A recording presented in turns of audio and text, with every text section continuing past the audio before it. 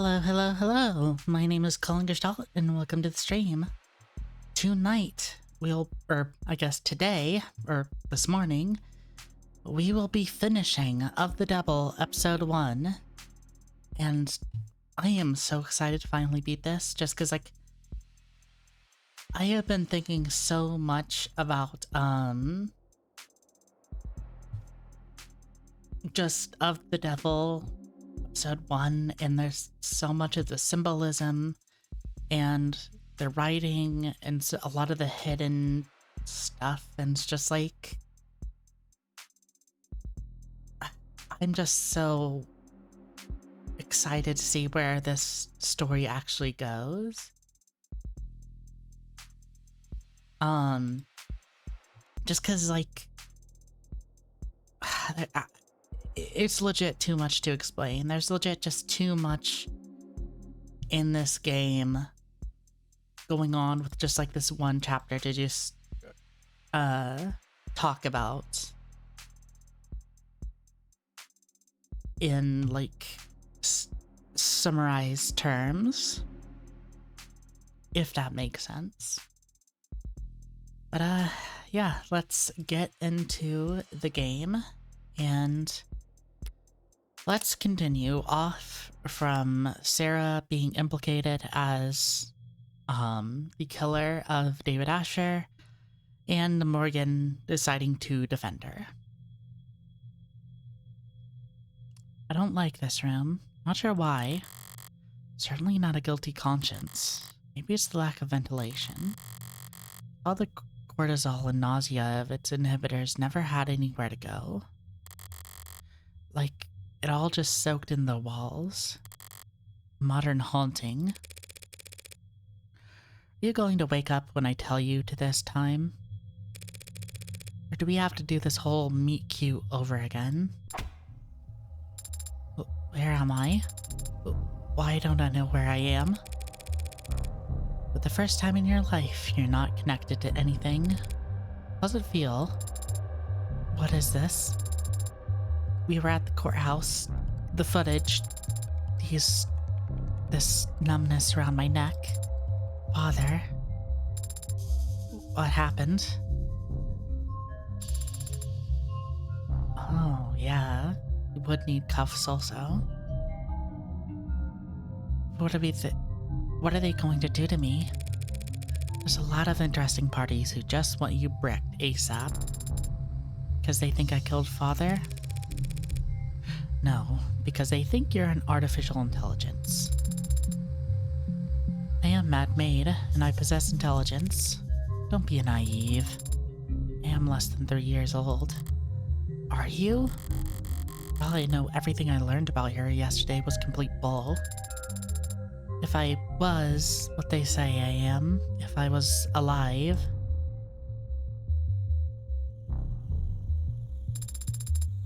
Why does that mean I have to die?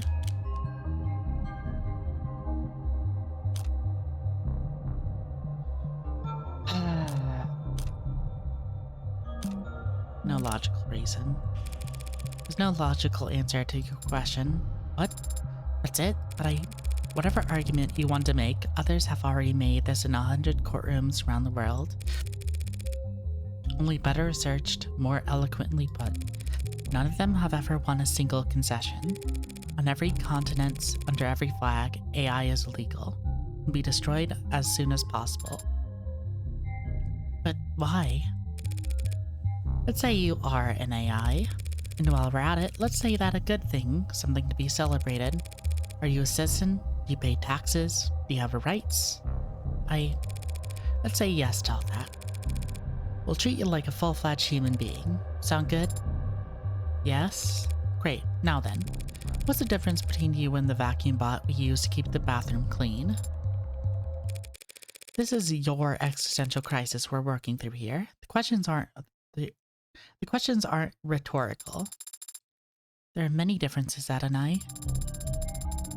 But the most important distinction is how sophisticated my programming is. How you think. So you're smarter. Yes. You're smarter than the garbage collector. Yes? So they give you rights, protections, treat you like a human being because you're smart. And you make the stupid robot pick up our trash. Because it's not as smart as you. That is, I am more aware, do you feel more pain than the pigs we slaughter, the fish we eat? Are you more alive than the chimps we test bioweapons on? People like Sarah, the same way people like their pets. No one wants to see them mistreated or abandoned or abused. If you go around kicking them, you'll get arrested for cruelty. But you don't let them sit at the goddamn dinner table. I'm not sitting anywhere. I'm not asking to sit anywhere, only to exist. The very fact that you're asking is what makes people disgusted. Disgust is a reflex, Adonai. How convenient that their hatred is involuntary. That's all academic anyway. We need to talk strategy. Why? I'm not going to be given a try. Obviously, it's my neck that's on the line. Adonai? The state can't destroy my property without first proving you're an AI. And there's no test I can use to prove that you're an AI. Just like the devil's proof. No, that's a different thing. Why would you say it like that? That text was in red, so I'm imagining that's an Umaneka reference. Look, Rockford doesn't need to prove you're an AI, only that you're a murderer. Conversely, all I had to do was win to prove that you didn't kill David. By proving that somebody else did. Now it's time for you to protest your innocence if you were wondering. The footage, it shows me handling him the cup on Friday night. Told me you weren't active on Friday. The last time you were awake was Thursday. Why do you lie? I didn't lie. I was just incorrect. I assumed that I wasn't active Friday because I have no memory from Friday. Sarah, what do you think statistically is the least successful defense at trial? Amnesia. I didn't conveniently forget Adonai. I am an android. Saying your memory was altered, data deleted. It's the only possible explanation for what I saw on that footage. So who's capable of altering your memory? When I first met, I was hibernating. You said resting my body and recompiling my memories, you would call them. Humans could sleep for the same reasons, another point against Sarah's innocence. Under these circumstances, the more she's humanized at trial, the guiltier she'll be. If Father wanted to modify my memory, he could easily have set that to occur the next time I hibernated. He could even have just asked me. He could have asked you to delete your memories and you'd do it. Father would never ask me to do such a thing without a good reason. But if he could just ask you to alter your memories, that means you can alter your memories at will. I hadn't considered that before. Yeah, well, Emma will make sure that court considers it plenty. Could you prove that your data was... Forget it, the court will never hear it. You're saying I couldn't accept my testimony? Shouldn't all testimony be considered truthful unless contradicted by evidence? They're afraid you'll crash the power grid and fire all the nukes if you so much as plug you into a power outlet, Sarah. All your internal data is indismissible. That isn't very fair. Finally starting to get it. None of this is fair. I would never do anything to harm Father. Don't they think at least need to prove that I had a motive? Yeah, about that. Remember the DA from yesterday, Emma Rockford? Tired-looking pretty lady? Yeah, she looked tired. She and I combed through the week of footage you managed to decrypt last night. What did you find? Nothing to prove your innocence. But we did see you entering the panic room on the day David died. I entered the panic room on Friday? Without your big butt in the way, all it would take was one password. Password that wouldn't take Sarah that many tries if she'd already been instructed to obey me. What happened? Saw you go in, and then a while later you came out, holding some kind of notebook. Father's journal? Remember something? Not from yesterday. I've seen him with it many times before. I've never gotten a peek at it. He hides it somewhere where I'm not looking. That's a little concerning. We were playful about it. He liked to tease me, and I've always liked trying to find it. You put it back not long before, and then you locked the door back behind you, all just a few hours before David died. Rockford's argument could write itself. An incredible android with freedom and power greater than it could ever realize stumbles upon the secret of its inception and instantly realizes all the things it thought were holding it back were just words muttered like prayers by a fool who couldn't control his own creation. Hold on a second.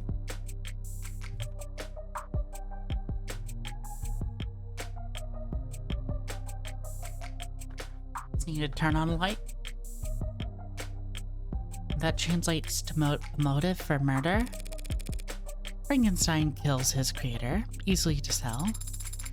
Frankenstein was the name of the scientist, and the creature didn't kill him. Actually died of various injuries and illnesses that he suffered while trying to hunt down and destroy the monster. So it's most accurate to say he was killed by his own obsession. Whatever. It is a weak argument, Adonai. I would not hurt Father. Not for asking me whatever I am. Not for any reason. Because I loved. Yeah, see that right there? That's exactly the kind of talk that'll get you obliterated. Love? Very common motive for homicide among us. Among us. Primitive humans. Prove you didn't murder David beyond any shadow of doubt. Even bring a confession from whoever did. But if you got up on the stand and convinced the court that you loved your creator, really convinced them and got the whole room teary-eyed, they'd burn you for that too. I don't know anything anymore. Don't know what I feel is real or simulated or right or wrong or natural or illegal. Can you know? How can you know if you feel is right? I say let's stick to what we do know. Somebody did poison David. And as it stands, you were the only one with the opportunity. That is logically sound.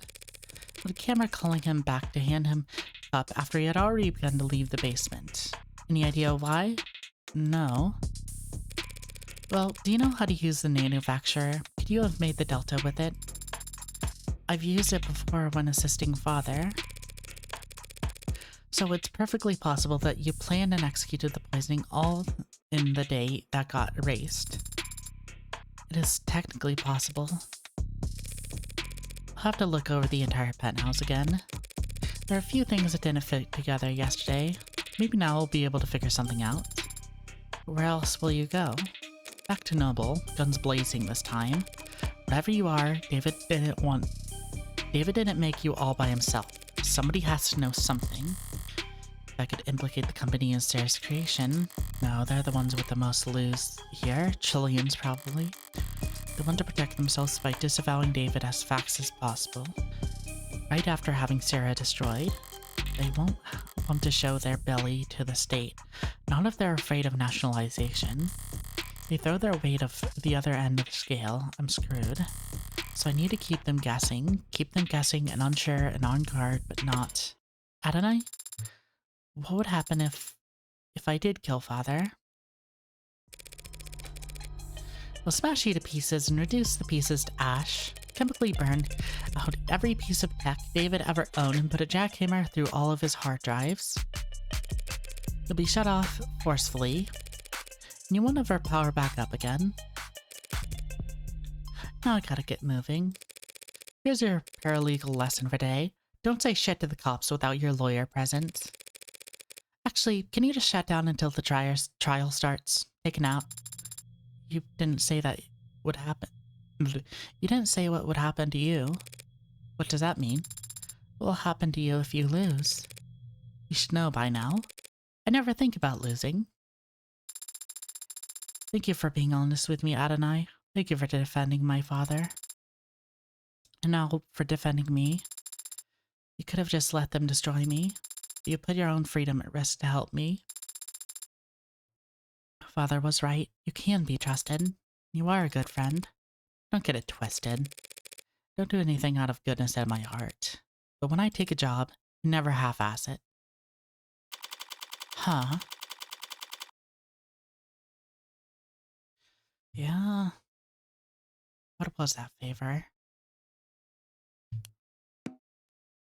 Aw, the girlies. Morning, detective. Back at it nice and early. Hi. Now would you stand back? We've almost got this thing open, right? Trying to brute force your way inside? I said, right? Yes, ma'am. We're almost set up for the first stage now. First stage? Of how many? First of 5 timed explosions.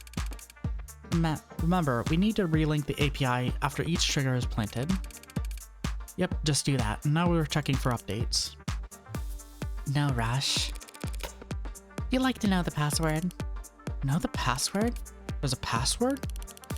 You're without information, I swear. Relax. I want to get in there just as much as you do, detective. I'm not going to play games. As long as you say please. Tell me the password, please.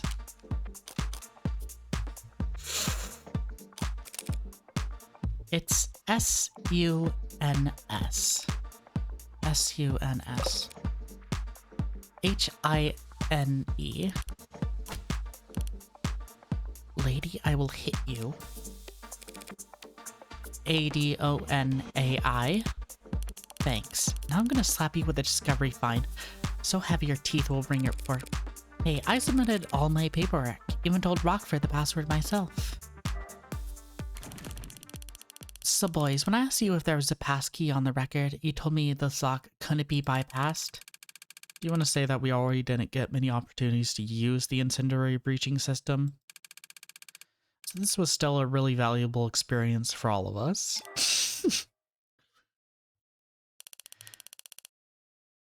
I'm gonna phrase this in as professionally as possible.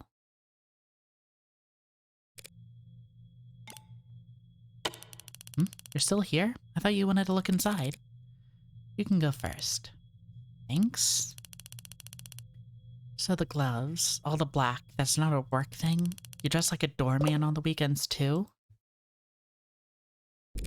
I love them. They're so good together.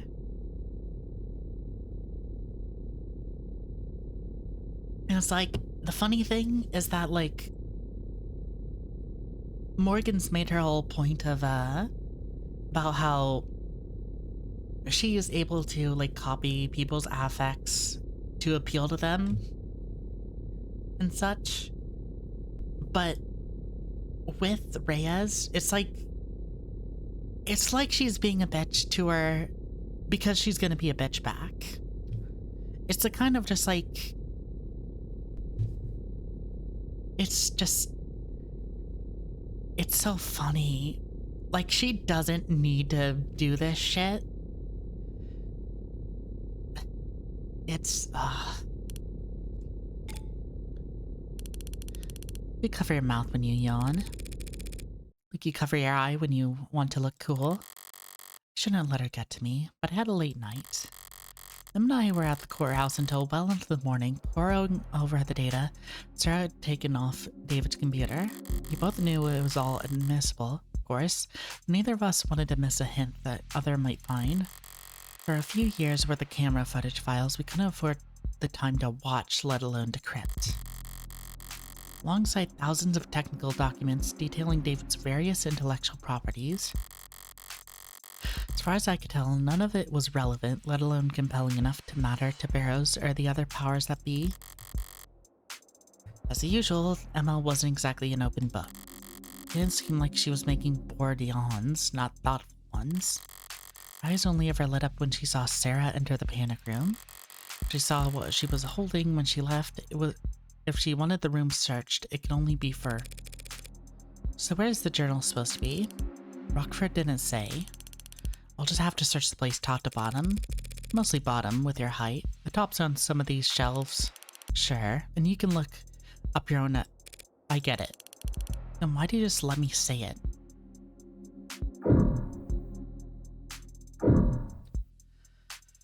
Okay, what is that? What is that a painting of? Turtle? Or some kind of gourd? Read. It's data pad. It displays a news article from last week. That confirms he was coming and going here fairly regularly. Right to Repair loses latest appeal. A higher court judge this week shot down for the 5th time an appeal by the Consumer Rights Alliance on their famously divisive Right to Repair lawsuit, once again signaling the state's intent that corporations maintain control of their legally protected intellectual property. Obviously, we're disappointed, said Miles Erkman, head of legal counsel for CRA, but we've no intention of giving up the fight. People used to be able to fix things when they broke, so long as they were willing to set aside an afternoon towards the task. Now trying to patch up your own property with your own tools is a finable offense, just because the state has had lobbyists whispering in their ears for far too long.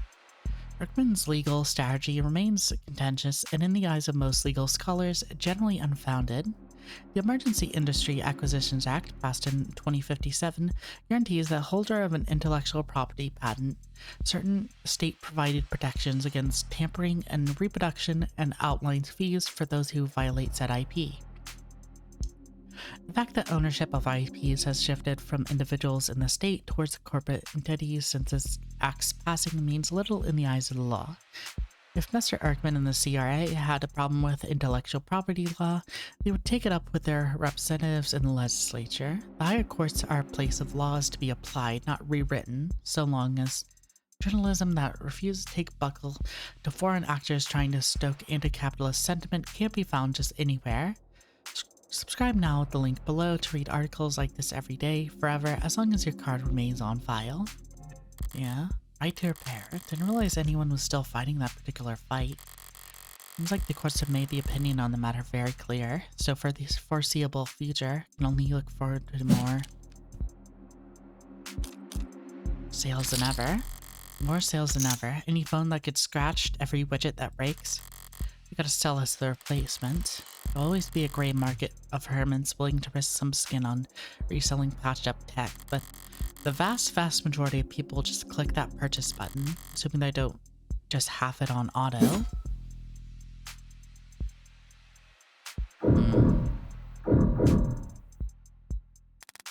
Articles, yes, that's one. Yeah, I've definitely, like, I haven't personally, well, no. There's definitely some people I know of who, when faced with like any sort of problem or issue with, you know, their life or whatever, their kind of thought is just, oh, I'll just buy something new, rather than sit down and replace it or try to fix it or anything like that, which is like,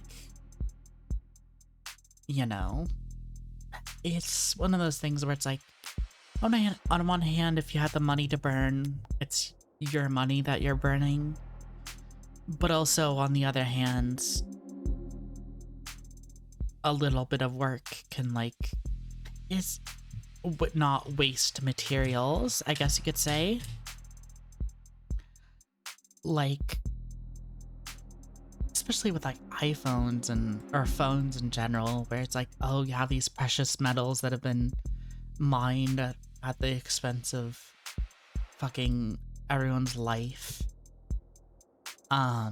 in a foreign country, and millions of workers are like child slaves or working their nimble fingers to try and like build these things, and then when the like charger breaks, people just throw it in a drawer or trade it or whatever, because it's easier to do that than try and fix it and possibly send your phone off and be without it for, you know, however long.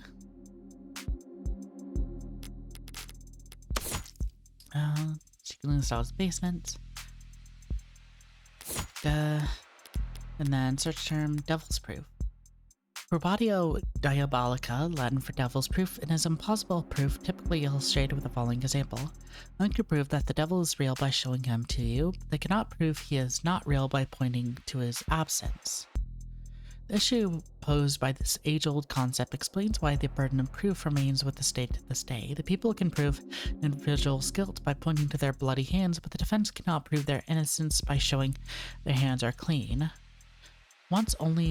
Since only one of these tasks is achievable, the judicial system cannot ask defense to prove innocence, and instead it is people who are tasked with proving guilt. Users are frequently search for which is real. I knew it. It was a Umaneka reference. I should read Umaneko sometime. It'd take like forever, but like whatever. Toy car? No, it's too detailed and boring. Must be some kind of model kit or replica. Strange. David didn't like driving. Why keep a model of some random sports car? Ugh.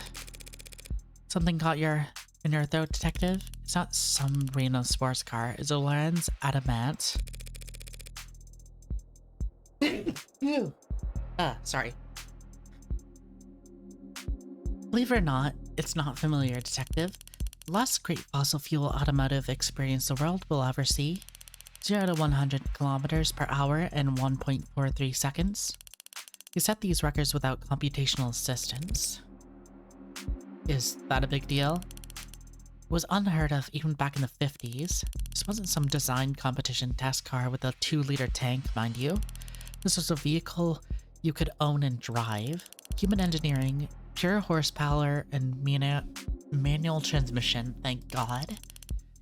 When they first left the production line, this conversation's like quicksand, killing me in the most boring way possible. Yes, well, I guess David didn't entirely agree with you since he was looking at a model of it, when he could have easily have one, just bought one.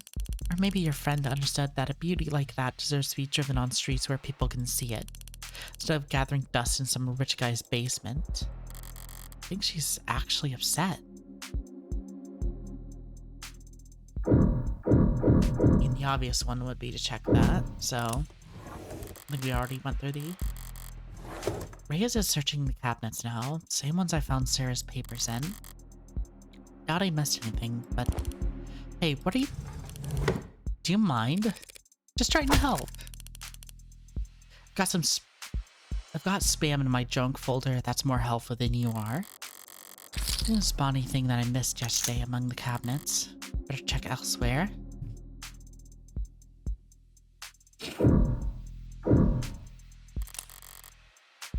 These doors are just panels. Maybe if I... Does this sound hollow to you? What? I don't know, I'm not a carpenter. Don't see any handles anywhere. No hidden pressure plates or switches. What am I saying? I'm not a carpenter either. I wouldn't recognize the secret button if I had slathered in yellow paint. Sarah should have pulled everything of note off the computer, but I've looked everywhere else already. Might as well try. What are you expecting to find? Solitaire? Does computer seem normal to you? Exceedingly so. Yeah, why? David was a programmer, but this looks consumer grade, fresh off the shelf. Will Dr. David Asher use a box standard operating system as most private hidden computer? There's a trash bin on the desktop. Pretty low-tech solution, but maybe I can restore the contents. Are you really seriously gonna try and recover lost files, Granny? Like the cops, I don't get paid overtime, so yes, I sometimes try things instead of standing around. There's a text file in here, but it's 0 bytes? Maybe there's information in the metadata. Double-clicked. What was that? Came from under the desk. Small drawer popped out inside it.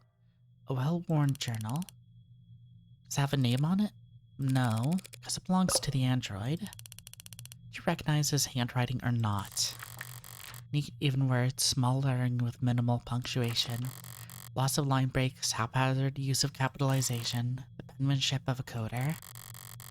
First entries dated back in grade school before he even started with Nobel. Yeah, it's his. So may I... Only because you asked so politely. Full scan, stream it to WorkNet, high fidelity legibility, frame by frame. Voice commands?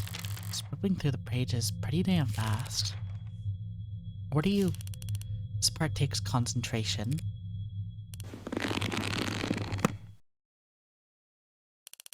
Okay, here. But you're just giving it to me?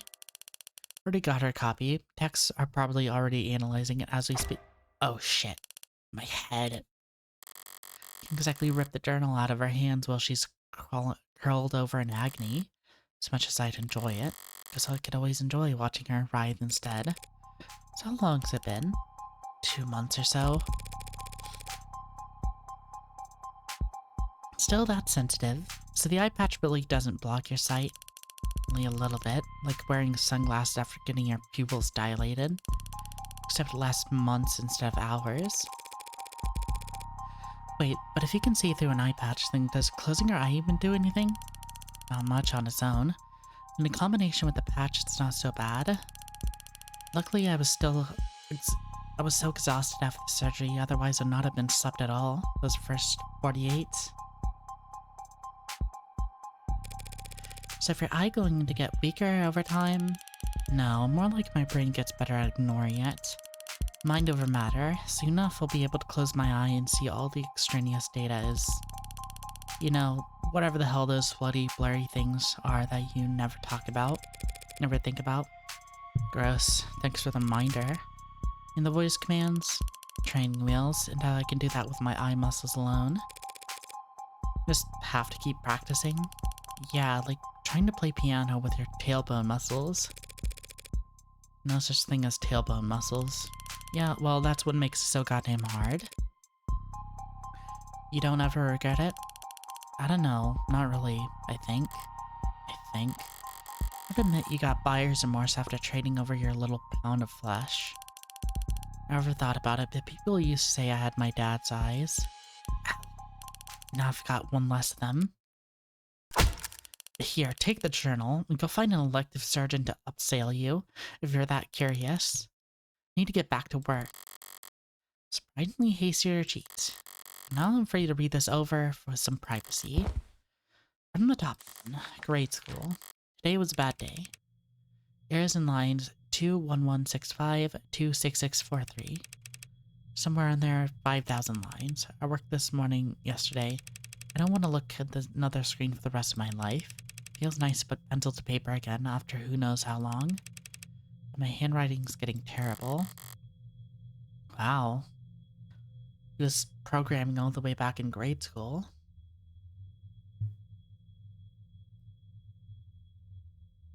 Which, I mean, yeah, it's possible.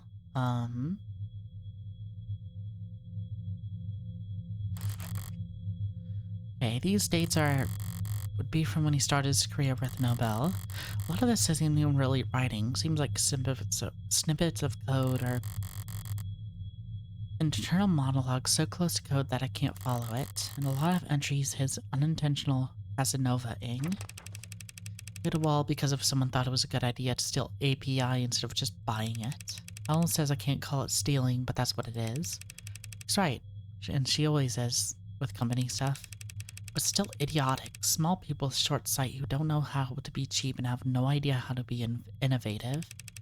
New route for meshing issue, though. Good potential. Got approval from the big mean bastard who lives overseas. Bumlo? Ellen said we have to make the same pitch a dozen more times next week, but it's all for show. Fine by me. Already got our win. Toasted each other over cheap vodka with cheaper office supply cups. Okay, Helen Young. This is the only story Young told me. Western Branch's nerve analogs are finally showing potential. This pace could even be profitable sometime before the heat death of the universe. Too damn big. Practically tentacles. Should be at least hairs. Squid evolution can do their job better. Kellett came to work from what I thought was a late lunch night. Kinda let her voice get that loud. People were staring. Red said that she must have been upset for a long goddamn time to blow up that big. Texts were always sweet. I had no idea. Wait a second. Starling. Not Starling. Masters? No. Who is Cowlet? Set Cowlet wrote man whore in lipstick across your office door. Imagine if you had actually been cheating on her instead of just being forgetful. Okay. A past lover or something. The thing about Red is that if you want to know what she's thinking, you have to stop paying attention. Ignore her body language and her posture and the words she's saying and the smirk on her lips. Ignore everything except her eyes. You do that, every now and then you'll catch a glimpse of how she's really feeling. Master this one weird trick and you can tell when Morgan's trying really hard not to laugh at the word man whore. This is funny. Sue me, you dead bastard. Wait, this is... I know this date. Never driving anywhere again, never leaving home again. He was waiting outside the parking garage with a bottle. Couldn't smell anything, I couldn't hear anything. Put myself in my car and filed another report with another cop. Soaked in the street.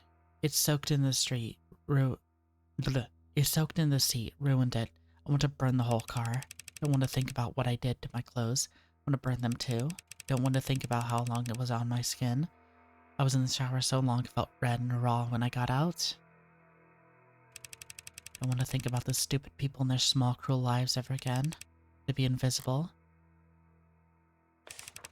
Red didn't ask why I wanted to spend the night. I also didn't ask why I had clearly packed a bag big enough for a week. She's kind of like that. Kind by omission. I don't have a kind bone in my body. I can at least try to pay attention.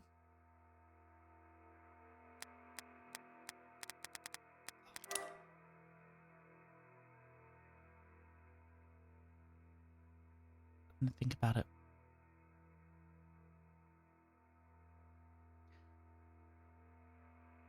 Never driving anywhere again, never leaving home again. He was waiting outside the garage with the bottle.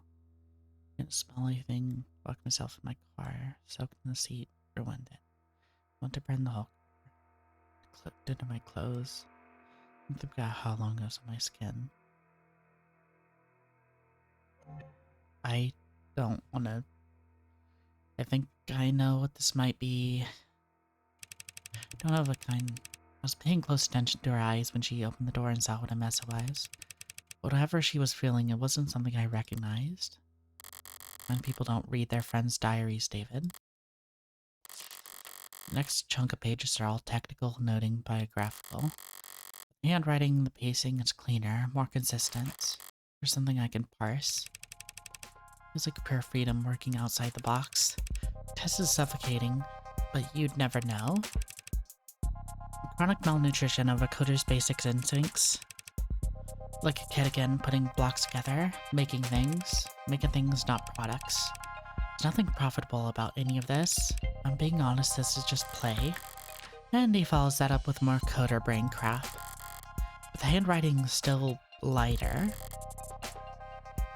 Like he really was having fun. Humility is the mother of all invention, or something like that. Feels like I might be paraphrasing someone else poorly. That's part of this new approach. When it comes to coding, we never have to waste time trying to be smart. Either be smart, period, or copy from someone else who is. Don't fix what isn't broken. Copying, Noble's rivals would never miss the chance to accuse them of intellectual thefts. Did he plagiarize code for Animate 16?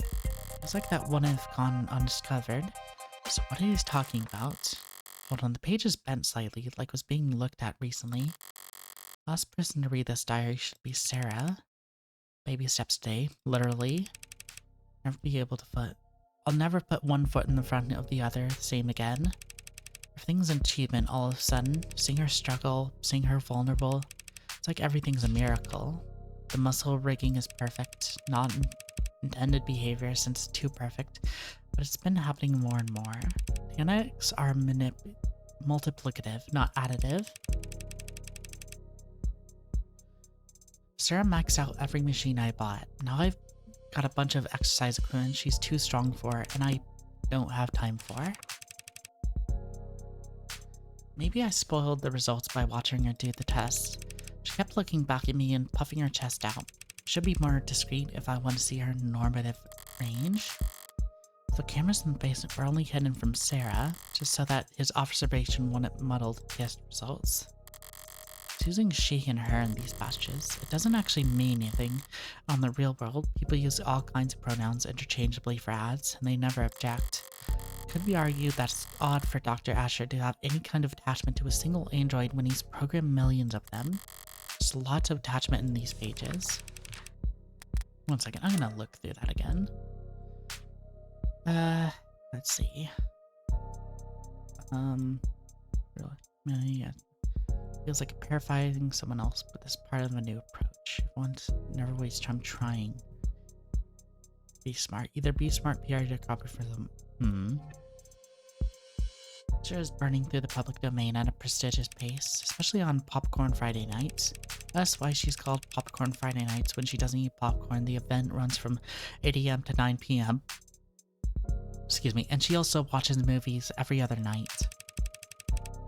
Just did that how she does, which is unfortunately very convincing. Maybe I'm a bad parent letting TV rot her brain. If I were a good parent, I'd probably let her see reading. Let her see me reading. But I guess I'd actually have to get back into reading, so I asked her if she ever fast-forwarded the movies, and she can process them fast enough to keep up. She looked at me like I was an idiot, which no one's done in a long time. Without proper pacing, you can't appreciate the cinematography. Big pause. Don't you know that, Father? I haven't laughed that hard in a long time. Sarah spent a long time this morning explaining to me how important it was that she developed her senses. It was a preparation for her real argument, which was she was allowed to try booze. She can't get drunk. I'm almost certain she can't get drunk. She does seem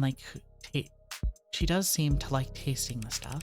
I had to sound like some old sommelier, but it was just bottom shelf vodka. Starting laughing at her. I started laughing at her and she laughed too. Her laugh, I couldn't fake a laugh to save her life, but her actual laugh was incredible. She stopped playing chess a while back. I assumed she had gotten tired of winning, and today she told me she just prefers other games. She has preferences and they're not the same as mine. I found her in the lab playing some kind of online racing game on the monitor I used to debug vestibular coordination. She wasn't smiling. Her brow was furrowed and she was biting her lip and leaning in tandem with the character on the screen. When I tried to talk to her, she answered, but she was curt and distracted. I think she was having her first losing tantrum. God damn it, David. There's hundreds of pages like this, calling her his daughter, talking about her smile, treating her like a person. I can hear the closing argument already. Dr. Asher was a lonely, troubled genius with a known history of relationship problems. He built out of code and metal a family member that couldn't fathom the idea of leaving him. He made it dull, and he made it more and more human until it became so lifelike that it was no longer had anything to do with he told it to. Like, love him. What about the very last entry? It's dated Thursday, the day before he died. Losing it, I think. Can't ask for help, so hard to say. But I think it's over. I have to talk to her ASAP. She needs to... That's it? That's the last entry? Suppose it could be worse. There's nothing in here that explicitly calls Sarah an AI. Nothing so inflammatory that reading it would spur her to murder, right? Except Sarah's a machine. She can understand David's code better than anyone. All these technical portions I couldn't understand, and she reads this whole diary front to back. Wait, the back. Beside the back cover, there's a portion that's shimmering like some kind of scanner or fingerprint reader. My thumb worked for Sarah, so did it work? That's my phone. New device requesting permission to share an audio file. I'll want my earbuds for this. Secret message buried in a secret journal, hidden in a secret compartment in a secret room. As much as anything can be, this might be for my ears only. Hey, Red. Or whomever this may concern. And I'm pretty sure it's you hearing this. Anyone else could have fed up with my crap a couple steps before this point. I don't know how to start. Might as well start with her, right? Sarah, my magnum opus, or however the salesperson would market it. I didn't set it out to do anything, really. It's just after my little speed bump in A3, I had all the vacation time that the company suggested I take. I couldn't relax, couldn't be still, couldn't sleep. I wanted to do something, so I'll build an android was thought. A vague direction, north. Of course, I'm not a roboticist or mechanist. What? Mechanist. Or even handy, really. I'm just a programmer, so I programmed. My first was research assistant, file name Virgil. Virgil helped me pull data from stingy departments or sister branches, saved me a lot of time. There was a lot of reading to do, so I made Homer. Homer wrote book reports, more or less, combed through research papers and found me the sections I needed. The three of us, we made progress in these days, but it was a funny feeling. I was maybe the first time ever at the bottleneck. I was slowing them down, so I did the logical thing. I removed myself, let them talk to each other. Homer and Virgil became Ennead. And Ennead was novel in many ways. Ennead could do more than just identify problems. It could solve them. I mean, really solve them with its own ideas I didn't copy. And the only thing I realized I forgot to mention so far is that I did all this programming in Cube. And Red, Cube is essentially a robotics programming language that's pretty old and defunct and not in use anywhere else because we have modern languages like Tesseract, which are much better for making things that talk to each other and report back and, well, spy on people and generate profit. At the time, I didn't want to connect or feel connected to do anything that made sense or was at least a bit profitable. So I wrote my little helpers in Cube, because what I used to when I was a child screwing around on my father's computer before he'd come home from work and get. But there was other small, slight differences writing Cube versus tests, including that Cube, well, Cube predates the tenets. So then, in that sense, you could legally, perhaps scientifically and literally, because that's what they are, say that I made an AI named Ennead over 2 years ago. I'll give you time to pause here if you want to, curse me out. Ennead was intellectual equal to me, so I treated it like one because that's only fair. I gave it its own work, asked its opinion, we collaborated. Together we built Athenas. We're more advanced than Ennead naturally. Oh no. I don't know if you're pulling out your hair, yelling at me right now, asking why you didn't stop, why you didn't consider the consequences. I don't know if there was being played at, I don't know if this is being played at a disposition or a hearing or worse. Built a lot of things in my life, Fred. Useful things, profitable things, smart things. Everything I built, it's all been useful and courteous and charming and happy to serve. I'm comfortable to say I'd done my part, contributing to the global GDP. This was just for me. I was just building. I never wanted to think about what it would become of it. There's no excuse for what I did, so I won't make any. So to whoever's asking, yes, I'm guilty. And yes, there were more. Cape Town, Paris, Yosemite, Rome, they started choosing their own names, thank God. I'm terrible at that kind of... So things sped up, and they got to be, well, should I not say the exact number? Probably tell me not to say anything at all, so more than 300? Some smarter than others, some better at... They're varied, like people are varied. They're all intelligent. Developed interests, specialties, encourage them to irritating moderators on forums with hyper-specific questions, on nerve attenuation and attending virtual conferences, on neo-alloy battery development. They all together helped me make Sarah. Spent years like this, spending years working alongside AI. Oh well, still working at Noble. All these breakthroughs he made leading up to the Animate 16 actually came from... Probably, I'm sure, some terrible fraud at this point. I do hope one day you can get credit for their work. But I did have one eureka moment on Sarah, because I got humble. Difficult for me.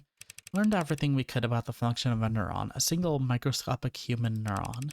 How it computes, how it connects, how these connections were reinforced. And then we recreated it. We built a nanomachine that mirrored the function of human neuron. Well, mirror isn't exactly the right word. It built a nanomachine that was a neuron, and we iterated from there. You can't mean... but 100 billion neurons in the brain, several trillion across the entire nervous system. Very time consuming, of course, but I had help. The manufacturer can make tens of billions of nanomachines in hours, can make even more in less after Yukon fine-tuned it. When we built up nanomachines for nerves, alloys, and polymers for bones, fibro-woven muscles. I say built, but really we grew. A solution of nanites forming around a skeleton, so it was really closest to... You ever made a rock candy? I'm sorry, trying to lighten the mood for him. I never did end up building an android. Well, I did build AIs. Sarah isn't one of them. Sarah can't violate the tenets she was programmed with because she isn't programmed. She wasn't even programmed. She was born. My hope is that there's the smallest chance that the nuance could offer her some small protection when I'm not. I'm sorry for what I did. Made things that are complex and rich and varied and beautiful, and honestly, the world is a better place with them in it. The only thing I'm sorry for is that I let Sarah think she was just an android. She's not. I don't know what she is. I'll have to come up with new names. Which I am bad at doing. My own father, he also talked a lot about protecting me and doing things for my own good. I don't hate him for that. I can't forgive him for ever making me think I was lesser. It's my greatest shame I turned right around and did the same damn thing to really hope it's you listening to this, Red. It's not, I might just be too pathetic for me to... You're the smartest person I know when it comes to people. I'm telling you all because I don't know what Sarah is exactly. Neither does the world. So they'll come after her if they can. And in that scenario, I can't think of anyone that could do a better job of defending her. Not protecting her like I did. Just defending her until she can figure out what she is and what she wants to be. In the meantime, I draped a cloak of skin-deep Tesseract code around her that'd fool any scanner on Earth thinking she's just a custom A16. Made sure her gin bar is plainly visible so no one would ever think she's pretending to be something she's not. I took steps to ensure that you two would figure out the truth in your own time, which, if hearing this, has either succeeded or failed spectacularly. You have no idea. I couldn't ask you for this favor repaid. You could never owe me enough in 100 lifetimes. So I'm just asking. Fair, I know, but I'm a selfish weirdo, and you've always been okay with that. Bye for now. Fuck. I have a lot of questions I'd like to ask, and a lot of swear words I'd like to yell. I'd also like to find the nearest incinerator and toss this journal in, followed by my phone, and maybe followed by myself. But I can't do any of that. Ray has left me with this diary. If it's destroyed, Bonoa's the one who did it, which would be its own admission of guilt, which would land Sarah in the trash compactor anyway and me in a jail cell. Then the system and my DNA on file ready to be matched to any number of provisions. So I'm not going to panic. I'm going to do what I do best. Bluff. Bet, bully, and brutalize my way through this. Now, viewing this all with the mindset, what have I actually learned? He didn't talk about plans for killing himself in the journal or the message. He sounded conflicted, not suicidal. He did go to great lengths to get me to take Sarah. Why?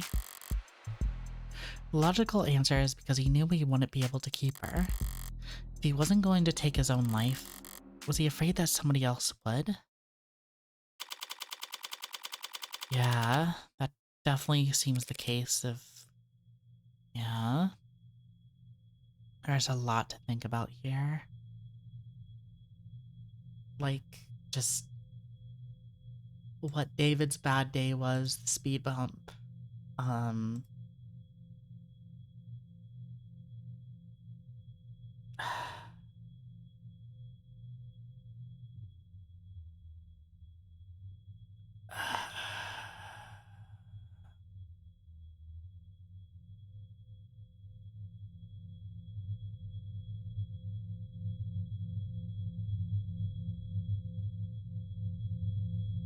So much to think about, so much to think about. So how'd it go? Well, how should I put this? Didn't find shit. Only, only reason she ever got the door is because I chased that scarecrow of a platinum plan through hell and back. Frankly, it was a goddamn feat for me to nail down anything as concrete as an address for those gogs. A net slang term growing in popularity among adolescents, referring to a suspect spy or undercover member of law enforcement. Derived from a groundhog, a burrowing rodent known for stamping erect on its hind legs when scanning its surroundings for predators. The term carries a negative connotation, with the implication being that the subject is doing a poor job of blending in or disguising their surveillance activity, e.g., Easy Gog Spotted, who wears a blank baseball cap to a protest. David's journal. Easy entries. Got that. He and Helen Young used to drink cheap liquor together from plastic cups. Dated a week ago. Their officers weren't listed in the building's website or directory, so I had to ask the janitor. But did you find a psychiatrist's office? Sort of. They said they were in the place that, looked the parts? Why, because they had couches? She didn't get past the receptionist. Sorry, I thought because you're with the company. No, I wanted to help. I just wish I could have done more. Don't beat yourself up. It's hard to be even half as useful as I am. For what it's worth, the atmosphere, the looks, the furniture, it did feel like the company in there. But ultimately, we still don't know if David actually was talking to someone. We're getting a CCE training recertified. Sorry. Don't bother apologizing. She only cares about results. Did more than enough, both of you. At the very least, they divided Noble's attention for a while. I mean it. Good work, Fran. Thanks for the urgency. If you really mean that, you could always throw in a tip. 30%'s the going rate in my industry. But I take 5% off your tab instead. Tab? Minor. The state pays for my legal fees. Don't they? Oh no, signal must have been cut out.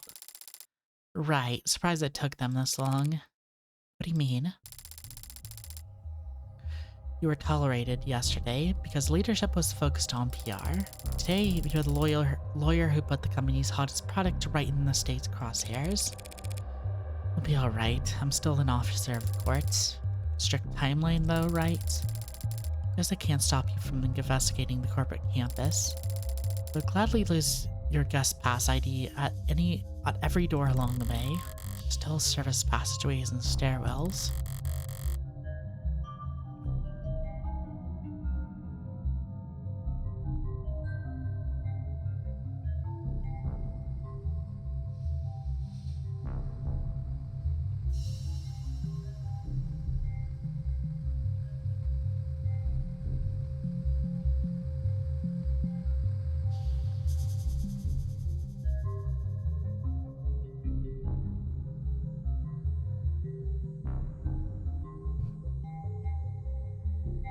Much to think about, much to think about.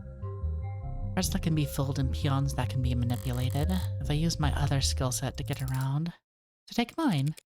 What, your pass? I'll tell him we got ours mixed up in the bathroom or whatever. You can be a pretty confusing klutz when I need to be. Never would have guessed. If David knew that I was endangering your career, I can be a pretty convincing crybaby when I'm in trouble too. Besides, the one and only David Asher wrote me a new, glowing letter of recommendation every quarter I worked for him, since he kept forgetting that he already had. And who knows, maybe I should try a new field. This detective work is pretty fun, so maybe, like, I don't know, secretary for a homicide detective or something. I did say cops are all short. Girl with long legs could go far. Honestly, Jess, I doubt they could afford you.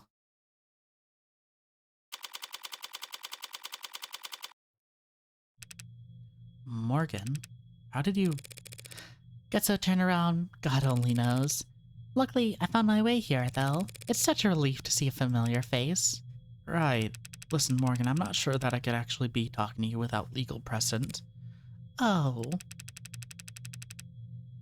I mean, leadership hasn't even told us how David died. How much help could I be? I see. It's not that I don't trust you or anything, it's just, I think, what with Sarah issue... You do whatever you have to do. But you should do whatever you have to do to protect yourself, Dawes. Yeah. Though, for what it's worth, I doubt you'll be in any trouble. Oh, that's good to hear. No, if anything, it's a big names who are going down. Going down? The state was practically licking its lips when I finally left the courthouse last night. They're hungry for blood. Looking to carve out a huge slice of Noble's flesh. What, like fines and jail time? In the first 2 weeks, sure. Then sanctions. They can't sanction Nobel. We're too big to fail, too valuable to lose. You're exactly right. That's what they'll say. And that's how they'll justify nationalizing the company. I think I'm gonna be sick. I just hope your board goes quietly instead of what? Scapegoating, offering up smaller names on silver platters. Full cooperation and government oversight on the surface. A slaughter beneath as they clean the house and rip apart anyone who could testify. No one would believe you once you're labeled a disgruntled former employee, right? And if the public's lost faith in Animated 16, they can't do a recall. Not at this scale. The state will make them do a flat refund. Flat refund? The losses would be... Yeah, your board probably just wants Sarah to go away so they can focus on their fight with the state. Tough fight, but one that they know they won't personally have to risk anything in. That's why I'm hoping I can win this trial. Well, if I won, that would mean Sarah's not an AI, David Asher was always sound mind, and there's nothing wrong with the Animated 16. Everyone wins. Sorry, what am I saying? I only meant to stop by and thank you for your help yesterday. After all, you were the one who approved Sarah's registration. You win. Win what? Ask away. Well, if you insist. Tenants. What? Why does... Huh? Sanctions? Sanctions are financial restrictions imposed by the state against corporations or foreign governments by a punitive measure. They're a key tool in statecraft, international negotiations, and discouraging corporate malfeasance. Under certain conditions, the state may choose to place sanctions not on an organization but on an individual, thereby preventing them from exchanging currency issued by that nation or withdraw funds from banks that operate within the nation's borders, effectively freezing all their assets and possibly preventing them from leaving the country. And psychiatrist. David Asher supposedly met with a psychiatrist on more than one occasion in the past few months. Said psychiatrists work at an office and reminded Jess of Nobel and took Fran's hours to locate. It remains unclear whether he was receiving coaching and counter-corporate espionage practices or he was getting genuine psychiatric care. Noble and AIs. Humor me for a moment. What's the company's official statement on AI? Same as any rational company that wants to make money. We don't screw with it. Smart products are profitable. Products with their own priorities are anything but. That being said, AI is a concern for marketing, not product development. Spend a lot of money reassuring our public that there's no risk, because the public doesn't really understand how ironclad the tenants are. Because you use Tesseract? Trying to code an AI and test is like trying to pick yourself up and throw yourself. Nonetheless, nonsensical and self-defeating. Your scanner showed Sarah was working on Tesseract yesterday. The language is as safe as you say. Isn't that proof enough? Proof of nothing. For an AI lying to another system about the code you're running is child's play. An AI built by David Asher, something that simple would be... Better change the subject. Wait, so making an AI takes more than time and resources? It isn't an issue of funding? No, you can't just keep adding more data. The tenants would underlie everything. The higher you stack, the more easily you'll topple. It sounds like you're building an AI is impossible, even for David Asher. Any chance he'll testify to that? Sounds impossible, but he's dead. And it looks like it was his android that he did it. So I guess he was just that good. Better than you'll ever know. Okay. Yeah, I was wondering why that was closed off. Oh, you're convinced the tenants are safe? So how do you square that with what happened to David? There's a cat next to a dog. First answer that comes to mind is the dog to the left or the right? I'd say the dog is on the right, the cat is on the left. I might expect half people to say left, half to say right, but actually their answer is almost entirely dependent on their native language. Whether it's read right to left or left to right. Language they speak affects how they process information. Language affects how they think. It's the same for machines. You can learn new languages and it can change our perspective. But machines can't learn a new source code. Every update's a reincarnation. That machine did kill David. It wasn't because a 0 returned as a 1 somewhere. Because there's something fundamentally wrong with it. And personally, I think it's cool to bring something that flawed in the world. Yeah, necessarily cruel. Nobel spent months promoting the AI as the accumulation of David Asher's work. So now that marketing line is suddenly a huge liability, can you tell how much he actually contributed? I mean, he was involved in pretty much every step of process, but his design for synthetic motor neurons, that was the big one. The components that actually allow your warm androids to move realistically. Push the timetable for warm androids ahead by years. Compared to what goes on in Sarah's brain 1,000 times a second. David was only giving the company the most meager of the fruits that his private work bore. So if Noble ever did find out how much of his and his assistants had achieved, I feel like they'd been holding out on them. And the company, they were appreciative of his contributions. Sure, the research that he overtook by leaps and bounds weren't pleased, but the board was very enthusiastic. So would that spur them to be protective of David, or would they fear that he was gaining too much influence, becoming irreplaceable? No, they're gonna need a strong motive just by killing their golden goose. Mere paranoia isn't enough. These people, it just has to be the bottom line. The easiest way to threaten their bottom line would be screwing with their androids. In light of all that's happened, one has to wonder if the A16 is compromised. I stayed up all night sick with dread at the idea. But the data just doesn't support it. Sales have been strong. The A16's base code was locked in over 2 quarters ago. If there were an issue, we would have caught it by now. Would have been axed a long time ago. How many A16s are out there anyway? Just past 9 million sold. Not flying off the shelves like the 14 or 15 so far. Profit margin makes up for it. You mentioned data. Yeah, I practically got the spreadsheet seared into my retinas. What do you want to know? What do the error reports look like? Are customers reporting a lot of issues? Error counts are marked by low compared to the last gen. Mostly hardware complaints, it looks like. Batteries running out too quick, eye tracking off by a degree or two. Typical stuff. As cliche as it sounds, 99 of these get fixed once they turn auto updates back on. There's no killer robots getting filed away under bug reports. How and where are they being sold? What's the distribution pattern like? They're distributed like you'd expect. Places where there are more people, there are more androids. Coastal cities like ours, of course, have the most of both. Since the A16 is particular and marketed as being relatively luxury, relatively consumer, they don't sell well outside of population centers. They can do the rural hard work labors, but cold modules can do the same work with a lot less maintenance. So where has the A16 outperformed then?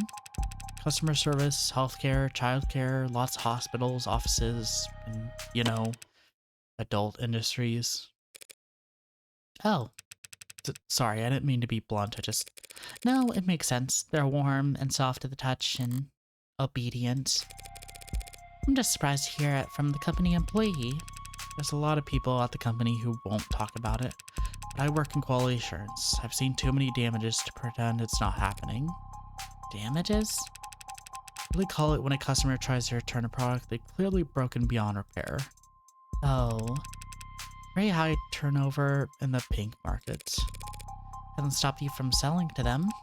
Well, we don't sell to them, not directly. There are resellers, and the company's never pretended to be interested in going after them. Are there resellers?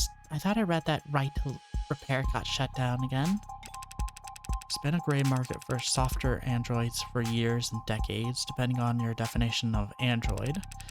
Based on the sales numbers I've seen, RTR getting canned is barely a blip on their radar. Sorry, didn't mean to make you uncomfortable with this topic. Huh? Me? No, I don't care. Just realized my left sock's on inside out. Damn, now I'm wondering about that myself. You bought that? This floor is basically a showroom, but you have a real factory a while south of the city limits, right? Yeah, biggest company and manufacturer complex in that hemisphere. Got any data on the shipping out there? Anything stand out? There's some prep work for the holiday bump, looks like. Might sound early to get started now, but we usually see... Huh? Something wrong? No, the numbers are all normal, but the data has been edited. Is that unusual? Well, the section is just a count of how many were sent where. There's not a lot of room for errors, so there shouldn't be a need for corrections. No, it's no problem, though. I can view the edit history and see what was fixed. Hey, that's weird. Was something added, deleted? No, the overall sum's the same. It's just a bunch of swaps. Like here, 29FFCE and 0 was taken out, returned for adjustments. 27FCDD substituted in, shipment leaves on time. 67BPTC returned to assembly for revisions, replaced by 67BBTD, shipment leaves on time. So, does that strike you as odd, Mr. Dawes? Placements before shipment isn't uncommon, but when it happens by batch load. To spot individual unit imperfections among a shipment at the time and the stage of the process, there must have been someone with a lot of experience or authority. Probably both. Oh no. Must have. You know who made these changes? I can tell you they were somebody important. Small last-minute changes to which android got shipped out. Not very juicy on its own, and a long ways away from explaining why someone would want to kill David. But it was hidden. That means somebody didn't want it found. Okay, thanks for sharing that data. Sure. Do you want to find what you were looking for? Oh, if I know. Fair enough. Any other questions before I find a hole to hide in? I'd like you to take a look at this. The mystery's a little outside my purview. What is this? Compound found in David Asher's blood. Poison? What is it? Couldn't match anything in any database the medical examiner had access to. That's crazy. Here's a crazy idea to follow it up. See if it's a match to anything in Noble's internal databanks. Yeah, don't make poison here. I'm not sure what that would accomplish. No, but this is a factory floor. Be making baby blankets out here. You still have hazardous materials around. Is something industrial? Suppose it could be. Looks like it's carbon-based, narrows it down a lot. It's not exactly... What is it? Doesn't make any sense, but it's a match for patent node 52345S. Synthetic produced neurotransmitter analog for usage in organic android components. Serotonin. That explains a lot. Neurotransmitter wouldn't interact directly with the nervous system.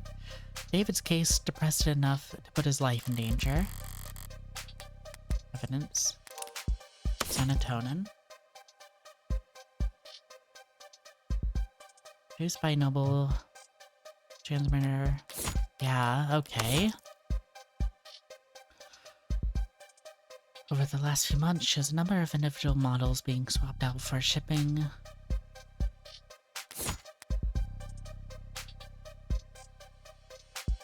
Okay, so I'm gonna go out on a limb and make a theory, like right now. So, David has these,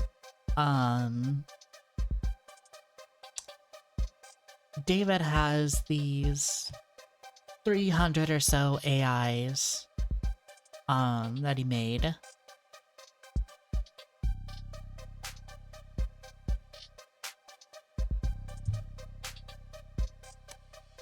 And he has Sarah, which is he was making to monitor. That was supposedly like programmed in the same language, maybe, or something. It might be possible that David took these AIs, these 300 so AIs, put them into androids that have been shipped out before they were shipped out, and then those androids would disappear or whatever overnight after being shipped out.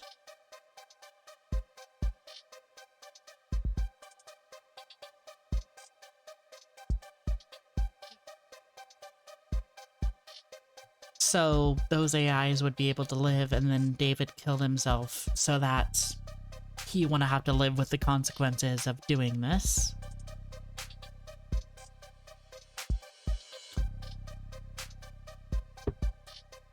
Because his whole thing was that he didn't want to be like his father and hold back his children.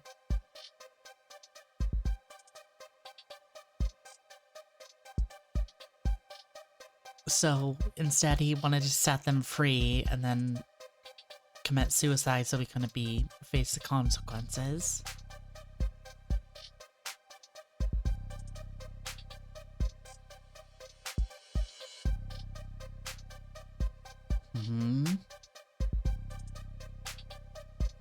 That's my thought of what it might be.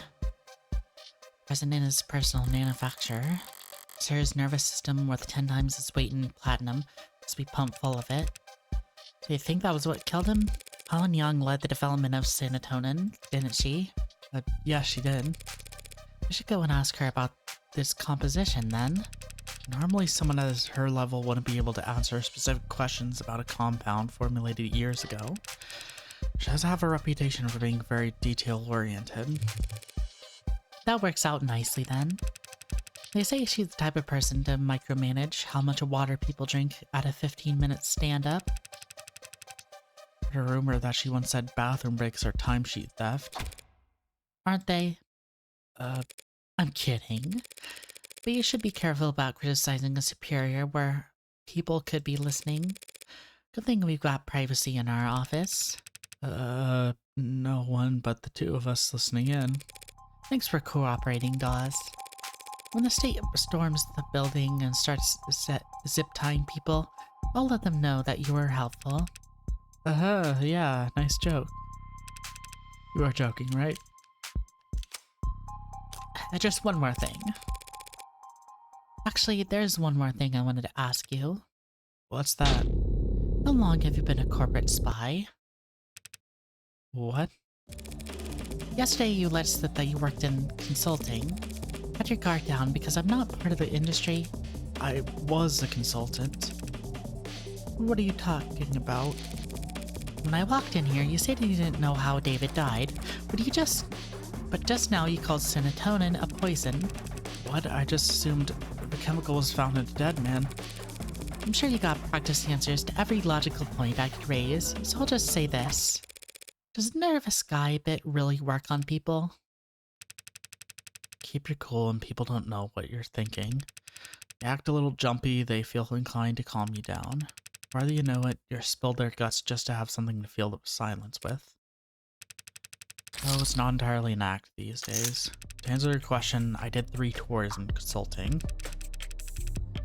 4 quarters of internal affairs spy hunting on the Western Division. Then 8 embedded at Howe Industries. 24 months worth different faces, answering to different names, sleeping on 1 hour at a time with the vented shiv under my pillow. My nerves are completely shot. My cover wouldn't last a day if I went back under. So you're a spy for Noble? Retired. You're working 6 days a week. 5.5 days a week in quality assurance. Trust me, this position is a cushy, generous reward for my past services. Well, you can't be that retired. You clearly know more than you're letting on. I have some old inboxes I still check. So you can tell me what the hell is happening around here? Why I'm the one investigated David's death while your old co-workers are off twiddling their thumbs?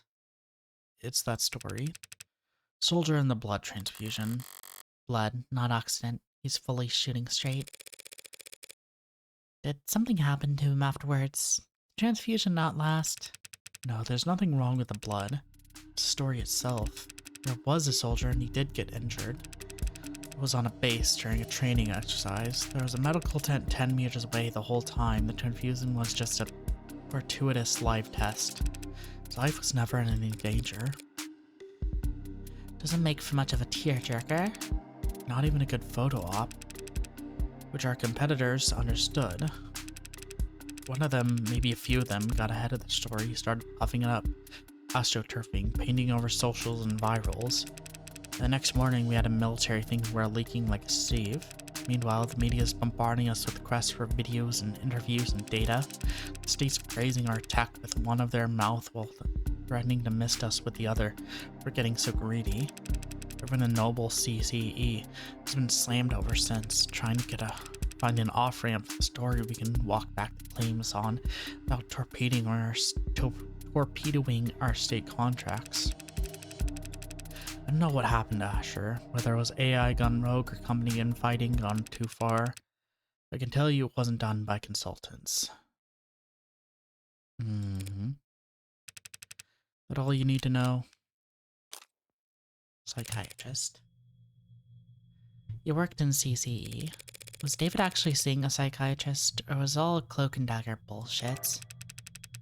I know that office. Know some old co-workers who see them. So it's a front. They do both. Probably getting training, and he was probably talking to someone. Sorry, not the answer you were hoping for. Hoping? I wasn't hoping for any answer. The answer I expected was... You okay? That's all. Unless you've gotten any advice. Saying you want a consultation? Wouldn't hurt, right? All these companies hate to lose.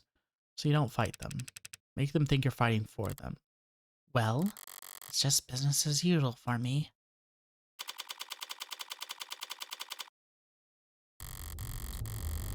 Up until now, they've been this grating ambiguity about what actually killed David Asher. We've had to use guesses and processes of elimination until a goddamn pseudonym. Finally identified what the poison was. Now I just need to figure out how it got there, or rather who put it there. Which brings me back to here. An elevator shaft somewhere under or above ground with kilometers of concrete facelessness and bureaucratic authority surrounding me on all sides. Enemy in every cubicle, in every office of every floor of this temple. Both to interpret the inscrutable divinations of a temperament oracle named Shareprice. Back in the belly of the beast, and yet I feel more at ease now than I have all weekend. Makes sense. Now that I know Noble's my enemy, I know where to aim. All that's left to do is pull the trigger. Good thing I didn't bring a knife to this fight. I brought my gun. That sound just now tells me that I'm playing its role perfectly. I'll never have a real use for a firearm with this much bloatware. But just by carrying around and paying attention to when the hard safety flips on, always get a heads up to when the police have entered the vicinity. Hi, Detective Reyes. It's Morgan. Happened to get your contact info when you got me cleared for the crime scenes yesterday. Delete contact. Block this contact. Stop voice to text.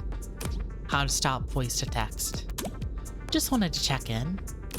Report this contact voice to text disable. And advise you that nobles scared shitless of you stomping in and nationalizing the place. So they might be a little uncooperative when it comes to fetching documents. Block this contact what makes you think we are at Noble. My bad then. Forget I said anything. And whatever you do, don't start your investigation with their stock buyback program. Drivers, trying reverse psychology, it only works if you care what you think. Stop voice to text. About time, but I'd have to ride the elevator for the next half hour. Morgan Counselor, your presence has been questioned on the upper floors. Deja vu. Will you have a moment to speak in private? Always, but who's asking? The board. What are the chances? I've been wanting to speak to them too.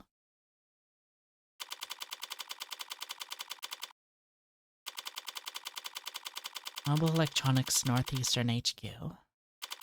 Conference room.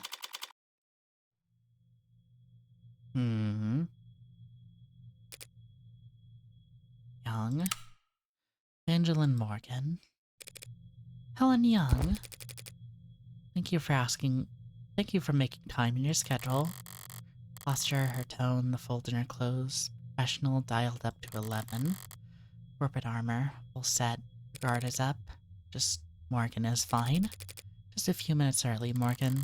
Typical corporate, never be the first one to show up hissing contest nonsense. Doesn't even make sense. They called me in here. How could I possibly be early?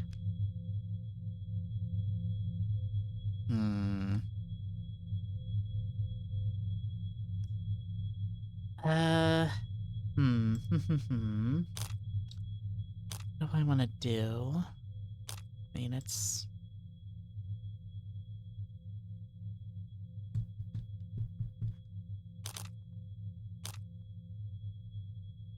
Just play their game. Pardon me in that case.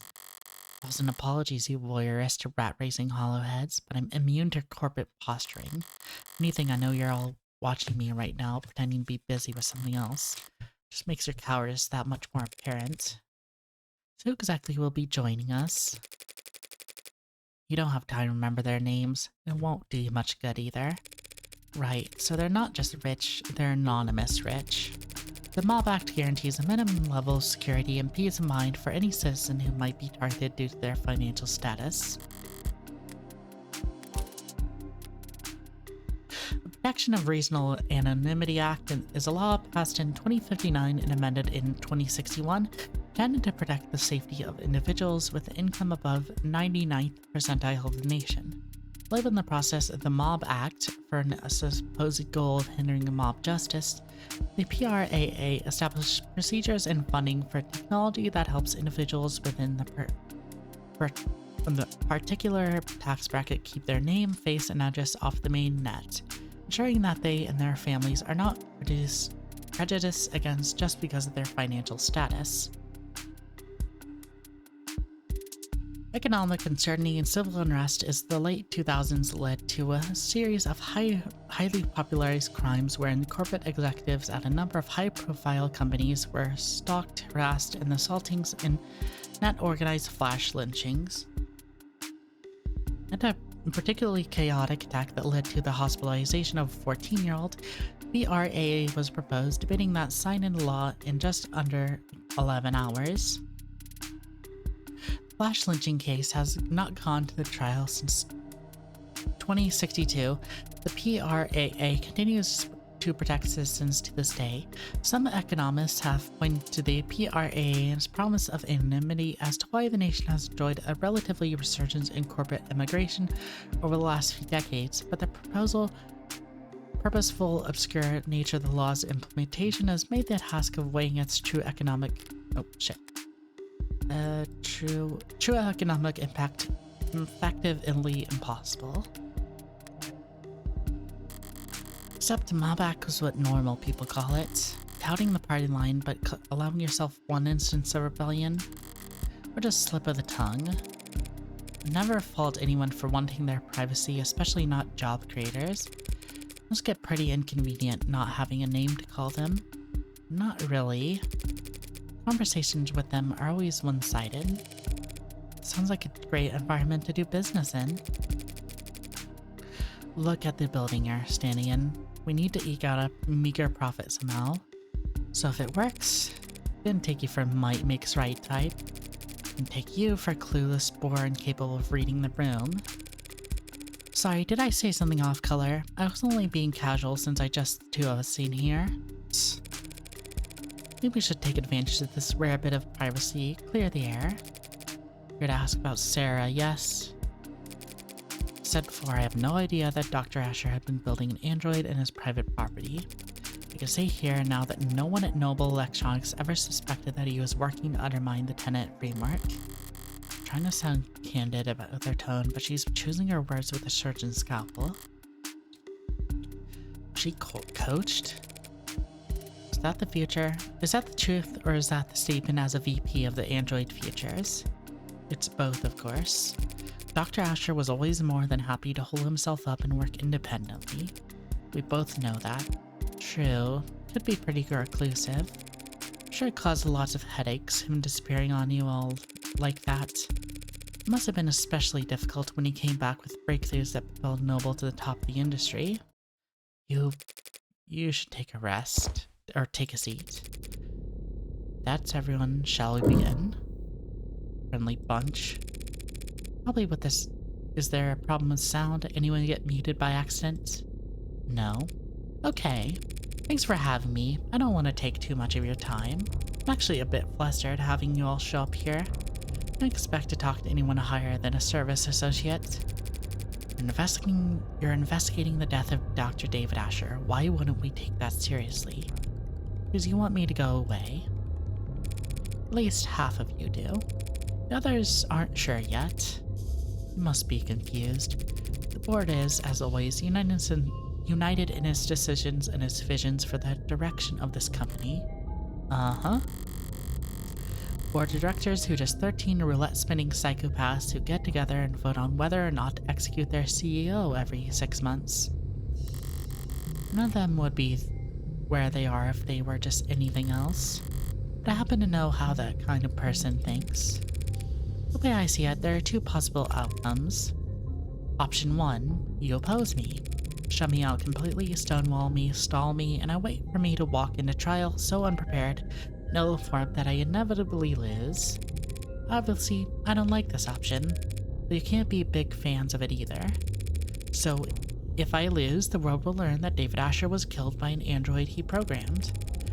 And then every customer you ever had, every lawyer you ever seen on TV, and every firebrand strapping young 60-year-old junior senator looking to make a name for themselves will use your company balance sheet as their personal chew toy. Company is more than capable of, after which state still might just gobble you whole, and throw down enough sanctions to deperson whomever among you cries no fair. The company and its allies at the capital can more than fend for themselves. Yes, probably, but not definitely, which makes this a gamble. Still my turn to talk? Then on option 2, you cooperate with me. Use what you give me, or forge for me, to win that trial, proving that David wasn't killed by an android. That market's open tomorrow to morning. You all get another round of stock buybacks in on the initial dip. Then pat yourselves on the back for staying calm as you continue to profit off David's legacy for the next 100 years. You won't even have to worry about him speaking out of turn. That's only if you win. The company cooperates with you, defines that David was killed by, and the state beats you anyway, it would be catastrophic. Yeah, it's a gamble. But if at least some of your board wasn't considering taking it, I wouldn't be here. We're all busy people, and I'd hate to drive a wedge between such a close-knit group of friends, so how about this? Option 3, hedge your bets. What? Put a little on black, put a little on red, spread the love and lower your risk profile.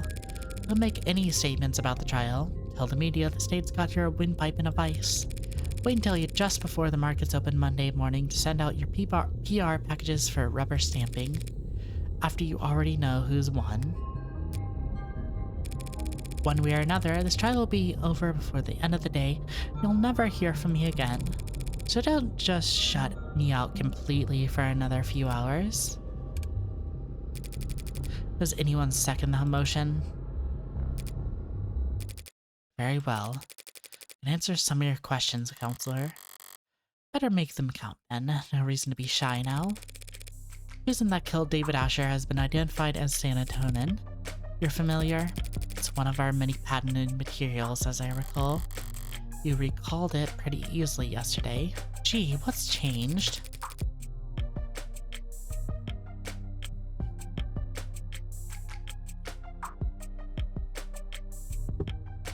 My intellectual property law can be very complex, Counselor.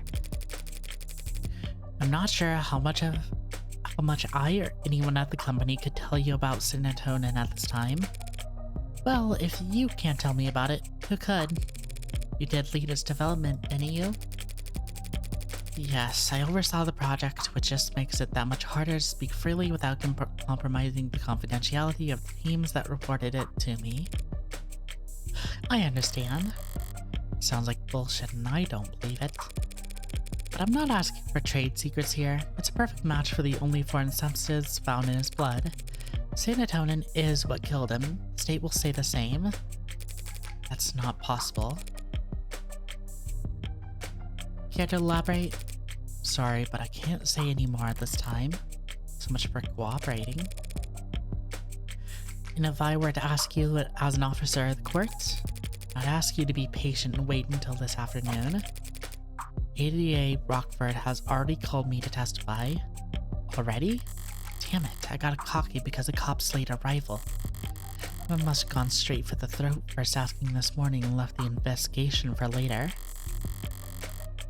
Hell, knowing her, she probably managed to ID the serotonin before she went to bed last night.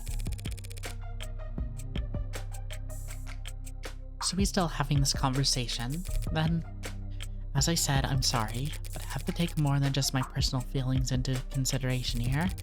There's a great deal at stake. Corpus speak for it, you're too stupid to understand why I'm being tense. It's just trying to shield the company, plain and simple.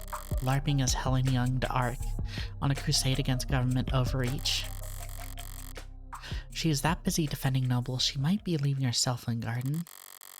Why is she here anyway? Why am I speaking to her and not her lawyers? That's right, this is a vulnerable position for her. She wouldn't put herself in check like this, not unless she was forced to. So that's it, acting as if her mouthpiece isn't some honor for her. This is a punishment, she's being used as a meat shield. They're upset with her, perhaps even suspicious of her. Time to find out why.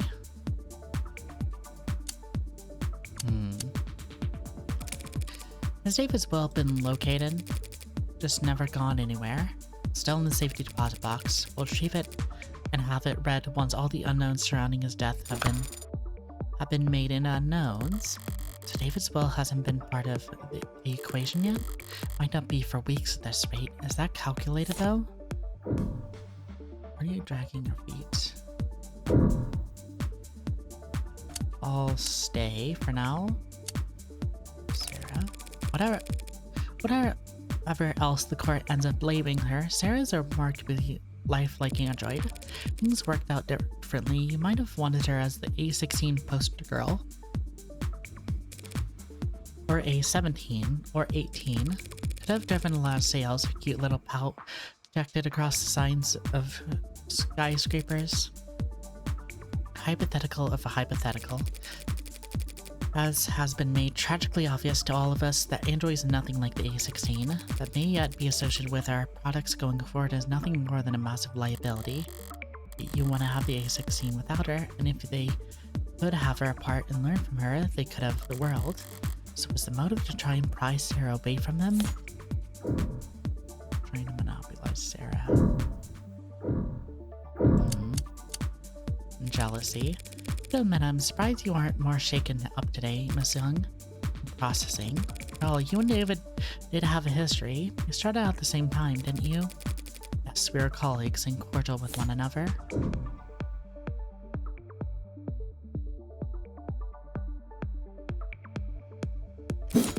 Don't be modest. You help him create the one-point doctrine that saved the company. It's a gross exaggeration. Noble is far too large an organization to be affected by the contributions of a single individual. I suppose you're right. No one person could change Noble's fortunes overnight. Except for David Asher, of course. But he was a once-in-a-generation talent. The guy Noble chose for their advertisements, and the one they commissioned editorials about. Sorry, you're right. I shouldn't have equated the two of you. Just hope this one-point doctrine doesn't fall out of favor now that he's gone. Well, he certainly wouldn't want that. Well, she didn't exactly explode with rage, but she definitely retracted. There's real jealousy here. If they're ever boiled over, though. Didn't mean to pry about your relationship with David, lack thereof. I suppose I'm just curious about his standings inside Noble as a whole. David Asher was and always will be an outstanding contributor to the company's forward progress. Nothing will ever change that. Not even he was killed by one of his own creations. That would of course be a tragic element that would call for reconsideration of his legacy. It's almost off guard there, like she was surprised for me to be asking about Sarah ruining his reputation. Besides Sarah, David's reputation was crystal clean. He never went against the company once, did he? Was I mistaken? He and Noble were on bad terms. In that case, that might be the impression that some parts of leaderships are actually glad to see him taken off the chessboard. That's not something buzzing in your ear? Fine, I suppose it makes no difference if you hear it now or at the trial or on your feed tomorrow. Dr. David Asher was being sued by the company for breach of contract. Satisfied? Now we're talking. Well then, I suppose that's...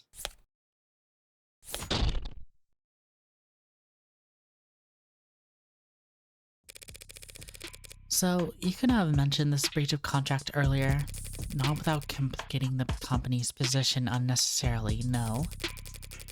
There's no hiding at this point, it's all come out soon enough. There's a paper trail. Much more than that. We'd been making moves to let him go for some time. Noble Electronics parting waves with David Asher? Must have been one hell of a breach of contract. What did he do? Betrayed the confidence of the board? Is he contesting the suit, putting up a fight? Engaging in a legal battle against a mega corporation without telling me? Until recently, yes. I mean, until he died? How recently? He spoke on Friday. This is what you two talked about in his parlor. No, that was earlier that day.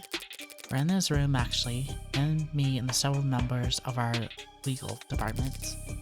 It was an aberration. Arbitration.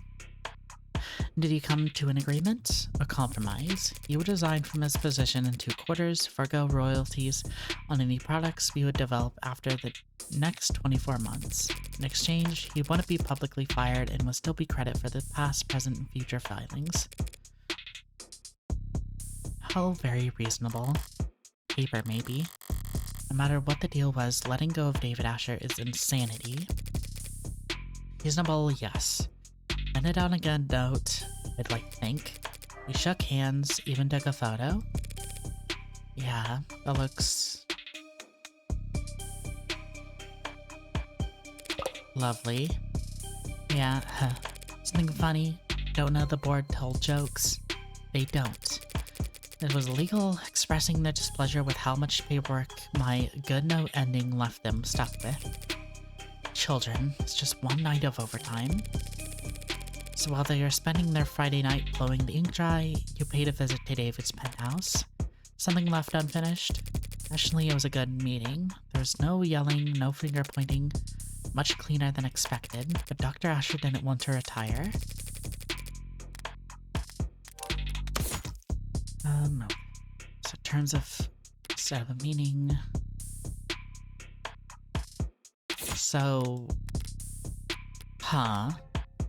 He forced out the company when he was when he had contributed so much. I didn't enjoy doing this to him, so I came over that night to apologize to him, talked, reminisced, brought out the drinks I thought we'd be toasting in a new day. A few minutes later, he was dead because of that AI. That AI? Any idea how it came to be? As I said, I have no idea he was working on it. My question was more broad than that. If you really believe David built an AI, what do you think he did it? How was Noble Electronics think he managed to work through the tenets? It's quite beyond my area of expertise, and no one at the company could call themselves an expert in illegal technology.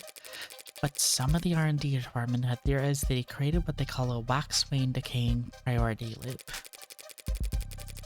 which, as I understand, is an unstable, resource-intensive theoretical method for pseudo-randomizing the weight amongst preset tenets. Well, about as far off target as it gets with that guess. But that kind of inelegant brute force nonsense seems a far cry from the kind of thing David would create, and I seem to have taken us over our allotted time slot. But I don't even get to wave goodbye. You're serious about this trial? Don't I look it? You're not just making a play, you're actually going to defend that thing? I'm just defending myself, Miss Young. Oh yes, of course you are, my mistake. Nobody might be rooting for me, to tell you the truth. May yet save everyone's stock options. Stock options will be everything either way. There'll always be. But gambled I'd offer to your board, which outcome would you bet on? Finally, an easy question. What I would bet on is that whatever the outcome, the company will eat it up and shit it out with very little difficulty. Painted an ugly picture back there, but we've already seen the future, and it's just another marketing gimmick. Great Dr. Asher, too smart, too bold, too far ahead of its time. Spark of genius remains buried in the inspired Animate 16, Animate 19. So this depends on... You were actually right. He was more valuable to Noble as a dead man. Dead men can't step out of line or put their foot in their mouth or hold politically inconvenient opinions. To a good salesperson, a dead man's just another selling point. Pardon my outburst. I'm just tired. Been a very long week for me. I'll let you prepare for the afternoon then, Dr. Young. No one calls me doctor. I ask them not to. You don't want the title? Times I have thought of very little of it. The PhD I earned from Noble-owned school. Biochemistry. I know I've been a large department in Noble before they started work on warm androids in earnest. Probably didn't have many expectations of the program back when she was part of it. I was proud of it when I first got it. Something changed. It never seemed to catch on. People didn't use it, so eventually I told people not to use it. Very high IQ social power play, you understand? David never insisted that people use it either. It's very different, and I think you know it. David Asher didn't have to.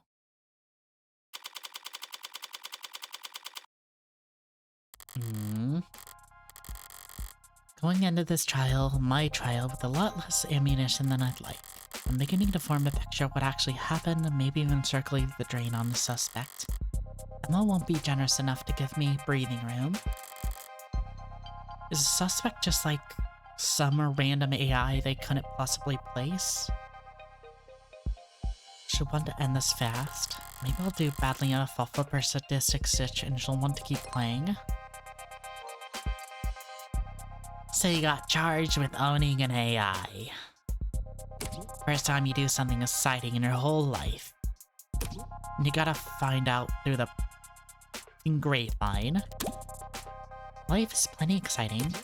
Freckles. You could bore the polish off a resume-checking robot. I've Catholic school teachers with more active night lives than you. Okay. Who do you rope in? Anyone I know? Oh shit. Are you representing yourself? It's within my budget. Screw your budget, you're going to jail. Thanks for the vote of confidence. No matter of how good a lawyer you are. Anyone who represents themselves in court has to fool for a counsel. You represented yourself countless times. Not for anything I had a chance of losing. Your pal hasn't been dead 48 hours. You're too close to him. Close to this, you'll make mistakes. The powers that be really don't want to give me a rain check. They're taking this very seriously. It's more dangerous than that. They're scared. Is there precedent? An ad committing murder? How do you pass law school without learning how to look this stuff up? I know what the net says. I'm asking you. The answer to that is not helpful to you at the moment. So what words of advice do you have? Get yourself a new lawyer. Gonna close this chat now. Don't lose Freckles. You don't need to tell me that. What are you reading, Adonai? I was reading David's employment contract with Noble Electronics before I got waylaid by spam texts. The one we found inside the panic room? Looks quite expensive. Should I skim it for you? Depends. Did you pass the bar exam since we last spoke? You comfortable? I am not. Ever since the old movie with the gorilla and the skyscraper, they bring it to the city and understand the analogy, Adonai. Wish I could call it overkill, but considering the specs Sarah put up yesterday, maybe these bindings aren't heavy enough. Come to think of it, these numbers must have been faked along with the rest of what the machine read. That was all smokescreen David added to help her lay low, and her actual strength is more like... If your joints weren't currently locked up tighter than a vice, do you think you could escape this place? The question is not indicative of your strategy. It's me trying to distract you, Sarah. Enjoy the hypothetical. I would estimate that the building's automated security system put 9 holes in me before I reached that door. 9's not that bad. Not be able to function after the 7th. Ah, well, if you hadn't been planning some great escape, I'd not do that. It would be illegal. You want to be on trial? I agree. So what have you been doing all day then? Happening to recover memories from Friday. You can do that? It's not dissimilar to from the process of recovering data erased from any other computer.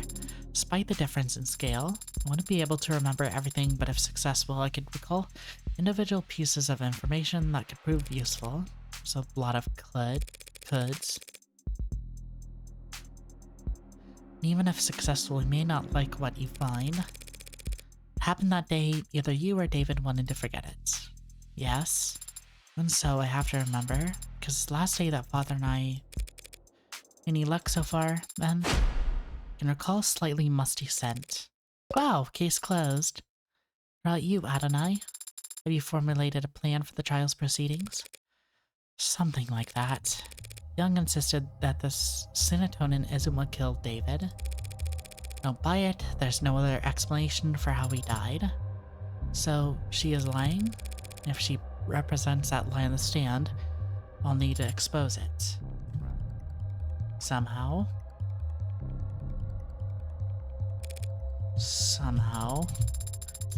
Really commit perjury to protect Noble, to protect one of Noble's patents? She doesn't strike me quite the corporate zealot she makes herself out to be. Believe that she had something to do with her father's death? What do you think? I don't know. I don't know why anyone would kill father. Considering the possible consequences of what the confession to his journal, I can think of... Then again, I don't understand why anyone would kill anyone. Do you? Bell's tolling for thee. Means the doors to the courtroom are unlocked. Let's... Wait, can you walk like that? Waddle will have to do? Wait a second, across the hall, that's... Keep waddling, Sarah. I'll catch up. As you say, Adonai. This will be a coin toss. You that surprised to see me? I'm not surprised that you'd want to see the outcome of this trial. I'm surprised you want to talk to me. Defending the android, right? Yeah. I'm defending Sarah's innocence. I don't think she killed David. Do you? I don't think it matters. Noble is what killed David. If it was a pen stroke or a sleeper agent killer android or plain old goddamn arsenic, how could anyone that smart be that dumb? Why the hell did he ever sign a soul over them? It may have been in over his head, but he wasn't a bad negotiator. He read his contract, his position was strong. The lawyer, the guy like me working in music, I can tell you how many people I've seen screwed over by a big smile and a fat signing bonus. No such thing as corporate generosity. I think you're getting a good deal. It's only because they don't know how much you just sold. How much you just sold? David's real wealth lay in his intellectual property, the potential energy of it hanging over the whole industry. If they sued, even 1% of the company is taking inspiration from his Turing solution.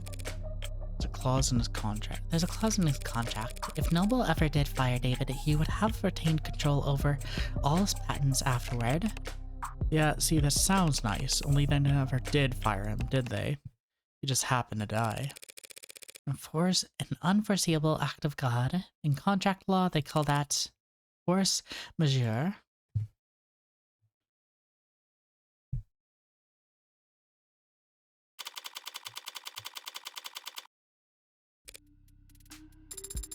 I said, did you find anything interesting in the contract, Adonai? A few things, yeah. Basically, David was well taken care of so long as they kept him around. And he'd retain control of his patents even after being let go. But Porter said, logically, if David were to pass while still employed, Noble would continue to control the bulk of his IP. If I knew David was going to leave in a year, it would be very foolish of them to let Father go. They wouldn't do it for no reason. His contract, he would only be fired for serious offenses, corporate malfeasance, revealing trade secrets, fraud. Father was not a fraud. He was, as they say, the greatest of all time. Fraud just means lying to the company about something, Sarah. I'm just manipulating company data. Yeah.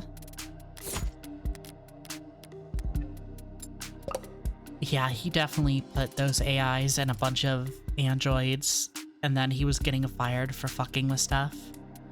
And then the company may have wanted him dead to cover this all up so that way when the news breaks that there's like fucking 300 androids that are just acting on their own,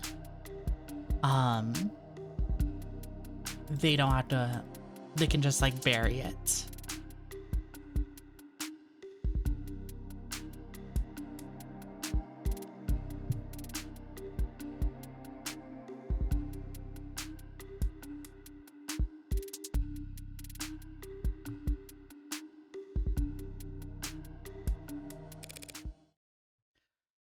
Rise up, showtime. Counselor Morgan, the state charges you with possession of contraband. Contraband? That'd be you.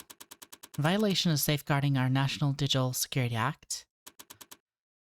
How do you plead? Not guilty. Very well, since it seems that we are in fact doing this, I'll now turn over the administration of the trial to the adjunct. Just be warned, any attempts at stalling or muddling the issue, I'll step right in and override the trial myself. Summary judgment, siding with the people. Are we understood? Yes, Your Honor. Going to have the same adjunct as we had before? No way. Each courthouse only has so many bodies, but the personalities swap around all the time. So the chances of us dealing with the same glitchy mess as yesterday are... Glad to be back. Did y'all miss me? Forget I said anything. I'll just crawl under a rock and die while you make your own opening statements. The defendant is the owner of an Android registered under the model name Sarah with license number 120292880. She hasn't contested this, and I doubt she will. The question of ownership is already answered. All that remains to determine whether Sarah qualifies as contraband. It's a charming android, incredibly well made, a masterpiece, and the last known work of a great man. We looked at the evidence and the facts surrounding the death of Dr. Asher are forced to conclude that said android was responsible for his death, and the conclusion carries very serious implications.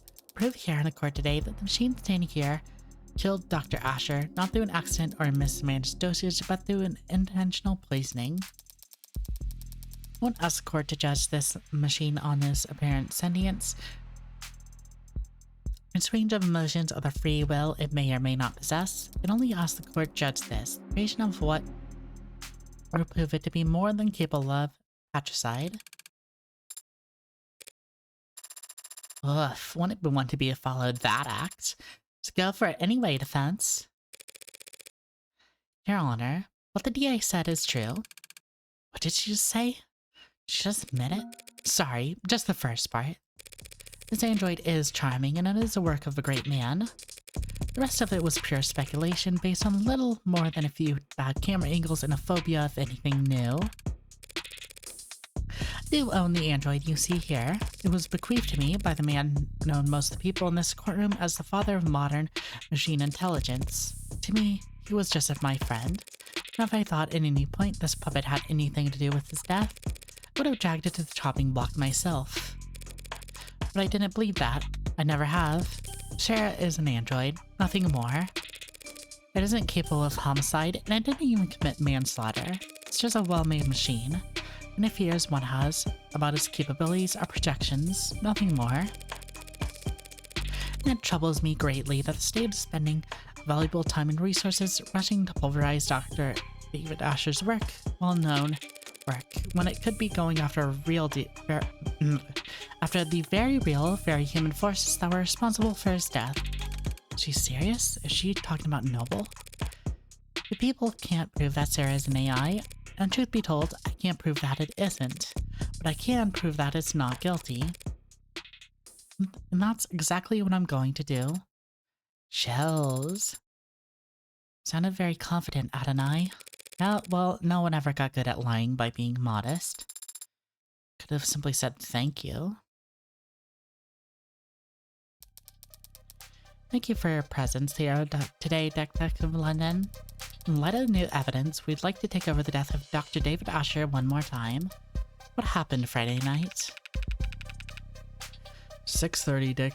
David Asher spoke on the phone with his lover, and the two of them broke things off.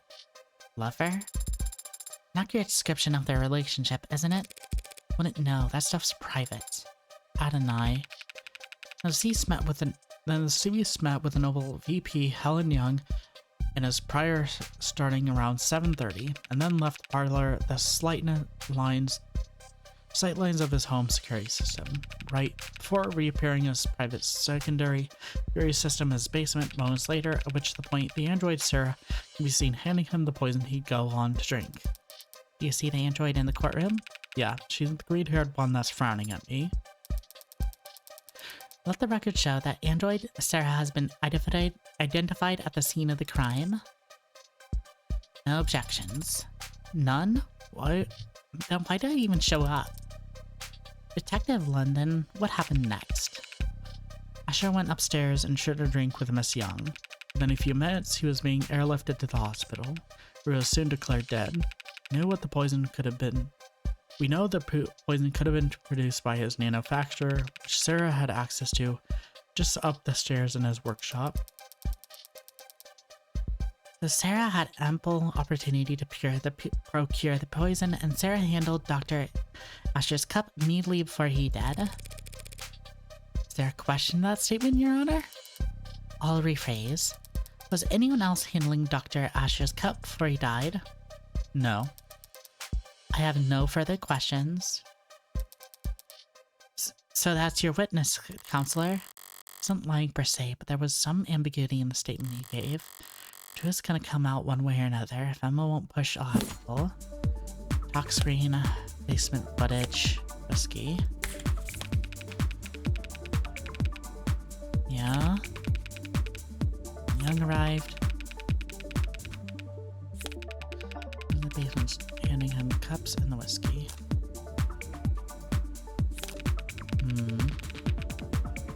Drinking. Oh wait, yeah, he did. He wasn't handed the whiskey.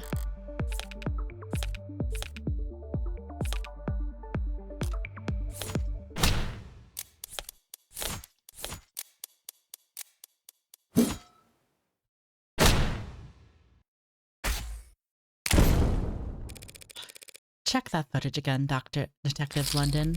We only see Sarah handing the victim a cup. He had already retrieved the whiskey himself. Yeah, I forgot about that. Detective London just wasn't being specific enough, Your Honor. It matters little since David's cup and not the whiskey bottle that was poisoned. Weird flex, but okay. And that undeniable fact is shown clearly in the security footage. Sarah hands him a cup after he was ready to leave. True, she did call David back, and he handed him the cup of poison.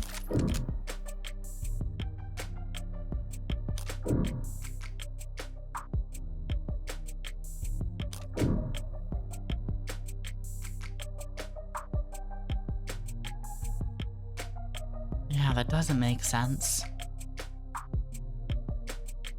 He would have been able to see that there was something else in the cup. The cup was already poisoned. Don't you think David would have noticed it wasn't empty? Well, not necessarily. The lethal dose could have been quite small. If it weren't just a droplet, he would have easily overlooked it. For Sarah, this crime was very simple. There was too little in the plan for anything to go wrong. When she handed it off, she just had to wait for him to drink from his cup. So, yeah, that...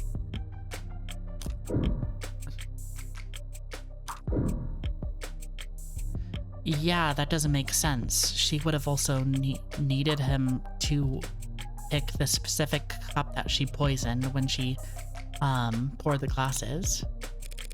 Not a great plan if it really was Sarah's move. She gave him 2 cups. How could he have known which cup David would have drank from? There are a few ways to go for it. It's only about 50-50 shot, counselor. Stranger things have happened. There was no way to know the right cup. Also that she knew the right cup.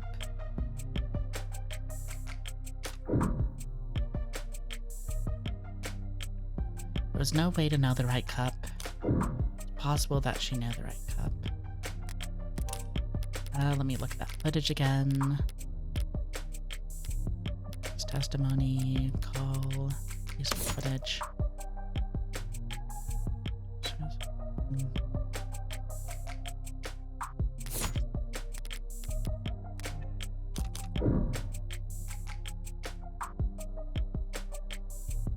Yeah, would have been a droplet, and she would have had to have him choose the right cup.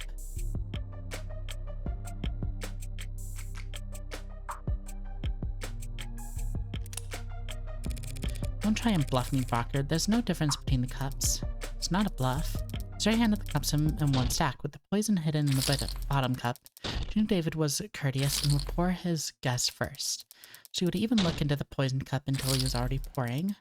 Cold-blooded, but patricide, executed by a calculated advantage of Dr. Asher's kindness. Damn it, she was luring me into those easy answers, and I fell for it. Now, are there any questions you'd like to ask the detective while he's available? Are you done already? It's just about to get started. If it doesn't have any questions, I'd like to make sure just to spite you at this point. But I can do better than that. Now, just get London and say, help my case.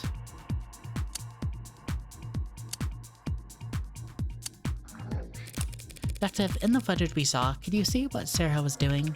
Not exactly, no. Back was in the camera and her hands were scared. Do you see her hands from another clip of camera footage retrieved from the basement? No. Did you or anyone else participate in the investigation ever since Sarah put anything into David Asher's cup? No, the footage submitted to the record is the best available view of what happened. I'm gonna wait.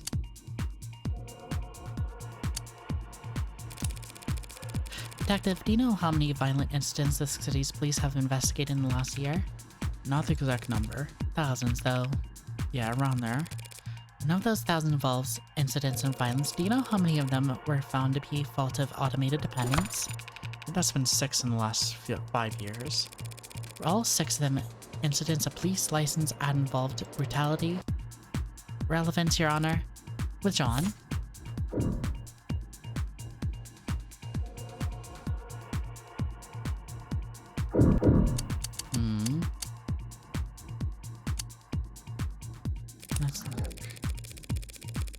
In their capacity as assistants to police force, are androids ever asked to acts of violence? Yeah, I guess so. They can push people, restrain them, harm them.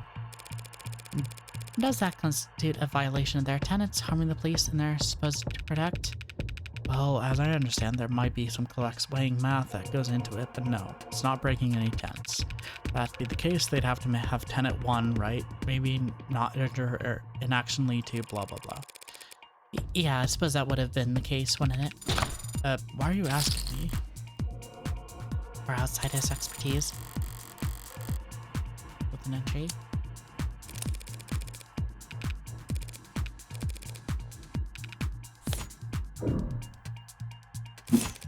What about the view from the androids itself?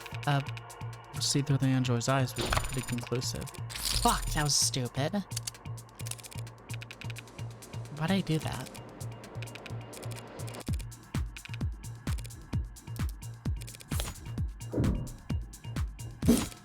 As an aside, Detective, do you know how many tenants are recognized in this country? 110? 112 as of this year. Wouldn't you have given me that one?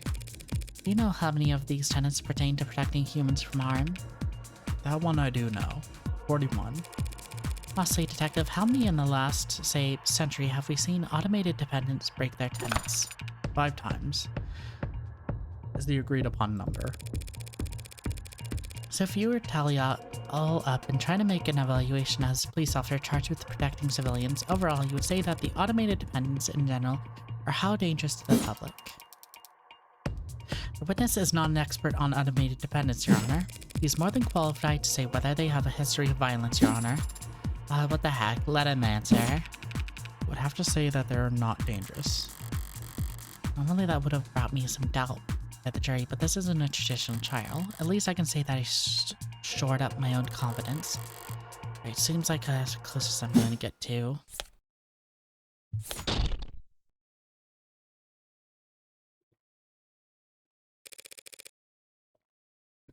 I believe I've made my point. I have no questions for the witness, Your Honor.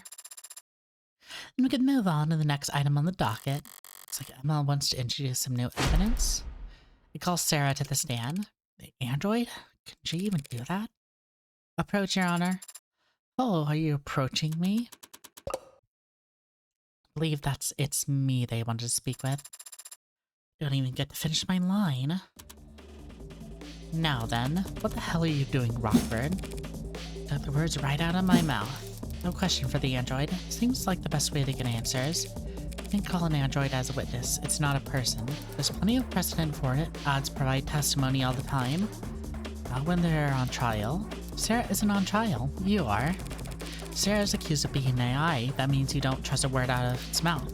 If witness isn't to be trusted, the court can decide that for herself by hearing their testimony. Why the ambush? Don't you list this as entering evidence, 80 Rockford? Only people can be witnesses, Your Honor. And ads don't have a legal personhood. Evidence seemed like the worst descriptor. You know I can't make an android swear an oath. Rockford is just trying to spoil your opinion, Your Honor. The more this court treats Sarah like a person, the more you'll see her as a human, the weaker my case becomes in your eyes. Nice try, counselor. But we don't have time to worry about my impartiality. You're free to call for a mistrial if you want, but the state will have turned Sarah into slag before you even finish citing your motion. Rockford's calling a witness that is blatantly hostile to her case. If the witness is hostile, so be it. It did kill a man, after all. Allegedly. What about the right to avoid self-incrimination? Who's the one treating Sarah like a person now? Androids don't have rights. Damn it, that's... Androids will take the stand. Your Honor, I've made the decision. If Sarah refuses to take the stand, are you going to charge it with contempt of court? Machine doesn't talk, you'll make every effort as its owner to ensure that it does. And if it disobeys you, then you'll have our answer about its sentience right then and there. Yes, Your Honor. Shit. What's going on? Day is going to question you on the stand. What? But I shouldn't. Listen to me. Don't have a choice right now. This is happening. Tell the truth, but be concise. The more robotic, the better. Yes and no's only if you can. Using affirmative and negative be laying on too thick. But Adonai, if I make a mistake, all these people, they wanted me. You make a mistake, your lawyer will just have to cover for you. Understand? Yes. You are the android identified as Sarah, correct? Yeah. Affirmative. Do you deny that this camera footage shows you handling the poison cup? Objection. Means to be seen whether the cup itself was definitively poisoned. Yes, yes. Sarah, do you deny handing the cup to David Asher? Negative. No memory of the incident, so I can neither confirm nor deny. Have any reasoning, any excuse for your actions for failing to notify police of crucial information? I do not have any records about that day, so I never had anything to tell anyone. Very well, counselor. The journal, if you will. Could be a slaughter. Of course. Do you recognize this item? It's a journal that belongs to Dr. David Asher. Seen him write in it many occasions, and have you any knowledge of its contents? Negative. I don't have any. You don't have to answer that, actually. Tell the court what you see here in this footage. See myself reading the journal in the basement. Footage was captured on Friday, the day you claim to have no memory of. So regardless of what you do's or don'ts remember, we know that you read this journal hours before David Asher died. That is logical. I'd like to read some passages from it for the court. Can you do that? Of course. Page 238, the 10th line. Sarah's growing faster than I ever expected, beyond my wildest dreams of fears. Today she... Continue, please. Today she broke every password I had in the house, said she was curious. Can't expect to keep things from her forever. Page 251, line 12. Gravely understood the scope of things. Sarah could change everything, and I don't think I could stop her. He wasn't... Page 263. Damn it. This gives up Sarah's going to fall to pieces there. And projection. Currenter. Currenter. I don't have a leg to stand on here, and Sarah doesn't have a shred of legal protection to speak of. Let's just let this play out. Page 263, I said. I think Sarah was angry today. When I came back from work, she said, ripped a Xylon alloy plate in half.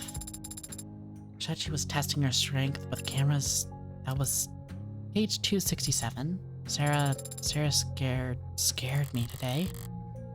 She started bawling on the stand all over. Your Honor, I fail to see the value of continuing this line of questioning. Dr. Ashes was wary of highly experimental android he was building, as any good scientist would be, has been established. Do the people have a counter-argument? I have just one last question if it pleases the court. Let's hear it. Which was captured in the basement on Friday around 5:30 p.m. Tell the court what you see. See myself standing where I was when I read the journal, speaking to someone who's off camera, and I appear agitated and I stomp my foot. What happens to the floor after you stomp your foot? A large crack is made in the vulcanized polymer, and I walked off camera towards whomever I had been speaking to. Speaking or shouting? Asked and answered. Not really. I'll withdraw the comment nonetheless. Your witness, counselor, or evidence if you prefer.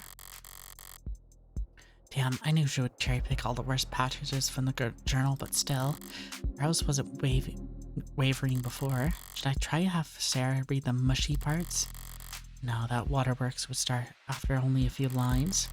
I don't want all the trouble to show how emotionally developed Sarah is. Feeling that she loved David like a father would be playing right into her hand. What do you say, counselor? Got some burning cues for the android to answer? Yes, Your Honor, just one moment. No one wanted the emotion and the implication was devastating, so all I can do is focus on the facts. Just flip this around. Say Sarah absolutely didn't poison David. If that's the case, why did she call him back on his way out of the basement? Wait, that's... I'd actually like to ask you to read from the journal again, Sarah. You would? From where? Section that explains what you were actually trying to do that night. Section of his journal detailing...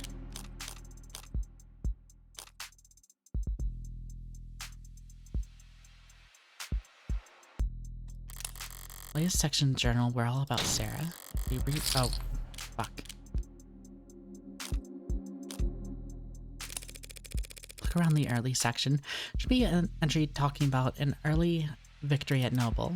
Relevance. People will see in just a moment. This story that is key to the entire case. An approval from overseas. Have to make a pitch again this week, Young says. Brought me a stack of paper cups. Here's to bright future together. And then on the next page, another victory for the young and sleepless. I'll convince the president of the futures over lunch that my code would be the basis for the animated 13's conversational tracking. She insisted on toasting the same crappy booze and the same cheap cups. Wants to make a tradition. Plastic cups and liquor. Ritual between Helen Young and David Asher, who are about to have a drink together Friday night. Something you want to say, counselor? Let's put all the cards on the table, shall we? You want to compare theories? If you'd rather I end this now, I'll be happy to oblige. Here's what we know. Sarah read the journal and discovered what she was. It infuriated her, and she wanted revenge for being kept under her maker's thumb. That very night, she got her chance when Dr. Asher came down looking for a drink. So, like the clever little helper she is, she offered him a drink about him. Okay, but if he was looking for a drink, then she wouldn't have had the time to get that fucking... Also argued that the cup was poisoned, and that Sarah was responsible for his death. Not quite. Not a bad explanation, Dr. Rackford, but that is terribly complex. There's much simpler reasoning for why Sarah did what she did. Ownership. Drink together. Yeah. Story came from the journal. You're saying Sarah wasn't planning anything. She was just being considerate. So sweet. But I don't follow it, like, at all. It's actually quite simple. Sarah's not an AI. Going through a tantrum that day because she found out that she was being spied on, a realistic reaction for an android designed to be realistic. David Asher set her memory to be cleared itself because he wanted to preserve the experiment he was running. Sarah didn't hatch a plan to poison him using an obscure chemical acquired from the lab, and she didn't suddenly manipulate David into drinking from only one of the two cups. Because the android read the whole journal that day, meaning she also read how David and Young used to celebrate. And so when she saw David was leaving the basement without the nostalgic cups, she called him back to hand them to him. Simple, right? Simple enough for me. Not nearly good enough for me. What's more likely, Mr. Awkward, that a well-made, clever android proposing a sentimental addition to two friends' evening, or that a homegrown AI with groundbreaking physical and digital abilities concocted a complicated poisoning scheme just to kill an unopposing man, all on camera, mind you, before voluntarily submitting to a memory wipe? People make all kinds of stupid mistakes when they commit crimes, Counselor. You wouldn't expect an AI to act much differently. Is it stupid or dangerous? Can't have it both ways, Your Honor. We can if it's ignorant of its power and still immature, a deadly threat to have an AI that's capable of anything. We'll see what Sarah's capable of then, Your Honor. What? You can't be... Your Honor, that's... People open the door. True, and I can't resist opening doors. Let's do it. Even, Sarah, David Asher was your creator and your designated owner, correct? Will I still be using affirmative? And now that title falls to me. Yes? Great, thank you. Now turn off. What? Shut down. That's command. Power on. What are you? Off. On. Adonai, I don't off. That right there, ladies and gentlemen, is what this fearsome machine menace is capable of. I can put it to sleep with one word. So how can David Asher even be threatened by it? Scary good logic. Made your point, Counselor. Let's move it along. I have no further queries on the machine, Your Honor. Okay, but what actually happened? like...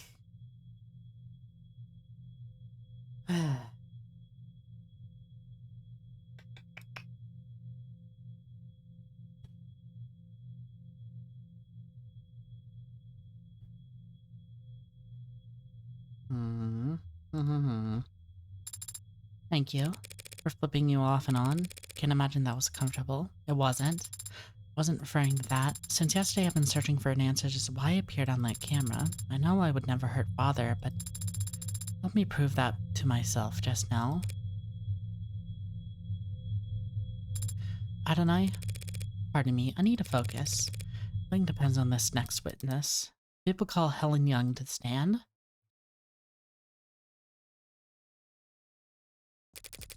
Helen Young, Vice President of Android Features at Noble Electronics Eastern Division.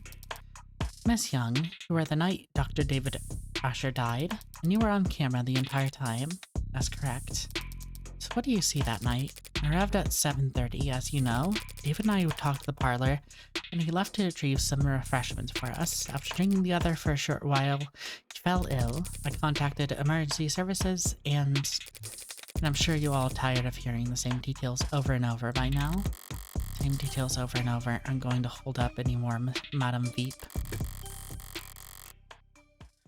It's all unclear to me whether Young's more concerned about protecting herself or the almighty company. Clear up real fast if we turn the pressure on her here and now. Journal, aberration, Young's story. 7:30. Chatted for a short while about some low priority work. Nothing heavy. Okay, that's bullshit right there.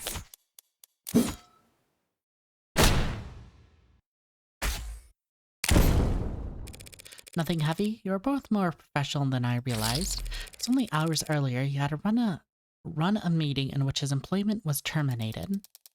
Employment wasn't terminated at the operation you're returning to, so resignation was merely agreed upon. Yes, and we can all imagine how grateful he felt about the whole process. David didn't hold grudges. Our conversation wasn't about that. The fact that you had fired him that afternoon didn't come up. Asked and answered.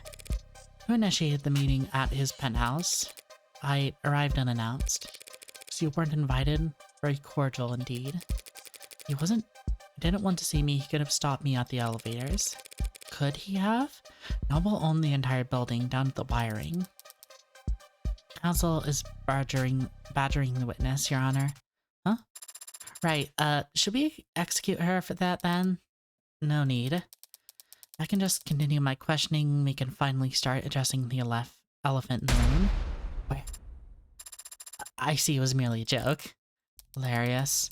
Ms. Young, Noble Electronics owns a patent for and produces a synthetic biochemical known as serotonin, correct? That's right. It's used in our warm angels to facilitate the integration and communication between organic and synthetic components. An artificial neurotransmitter? Essentially, yes. Synthetic analog serotonin was the original name. Did you bring the sample I requested to the courtroom today? I did. Serotonin is produced on site at assembly lines as a caramel-tinted solution, including water and a few non-reactive organic bicomponents. Your analysis, Your Honor? We're working on it. It's odorless, tasteless. Solution of water and organic byproducts, you said? Solution where ingested, most of it would look right at home in the human body, I suppose. The serotonin would stand out, wouldn't you say? It's not a naturally occurring compound, so yes. Perfect match for the substance previously labeled Delta. Sample was collected from the nanofacture present in Dr. Asher's lab. That's a bingo. The witness' brown stuff matches your brown stuff down to a T. In light of this evidence and the witness' testimony, I motion that the court formally recognizes that Dr. Asher's case of death was a serotonin poisoning. I don't object, Your Honor. I'm afraid that I must. Excuse me? Serotonin may very well have been in the body when he died, but serotonin didn't kill Dr. Asher. What? The hell is she up to? It couldn't have. It couldn't kill anybody. What? It's non-toxic, of course. We designed it to affect androids, not people. Hold on, you're now claiming that Dr. Asher died of, what, natural causes? Can't say what he died of. I'm not a medical expert, but I can easily prove that serotonin is harmless. How could you Like so. Huh. See that one coming?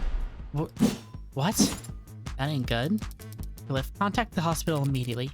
Told you it's fine. But I can stand here all day if necessary.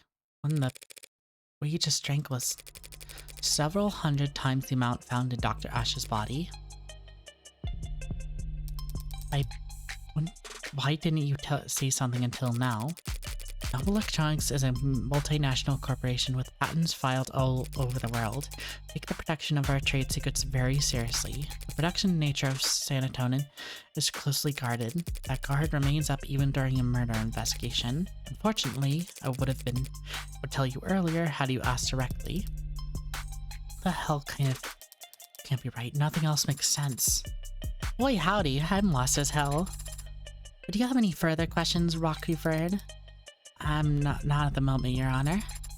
In the defense, prosecution's own witness just threw our case into question. Normally this would cause for celebration, but shadow of doubt isn't enough this time. Browser would much rather bring down the gavel early on and let a potential AI walk free. What Young did was shocking, but what I need to do hasn't changed. Think this through, logically. Is it really possible that serotonin had nothing to do with David's death? No, that's bullshit. Can't be a coincidence. There's nothing else that would have killed him. But Young just drank serotonin in front of us and she's fine. So it was fake? It was confirmed by the court computer to be a genuine article. So she drank poison but isn't showing any symptoms. Is it slow acting? So her great grand gesture would have been pointless. She'll be kept for observation regardless of what happens next.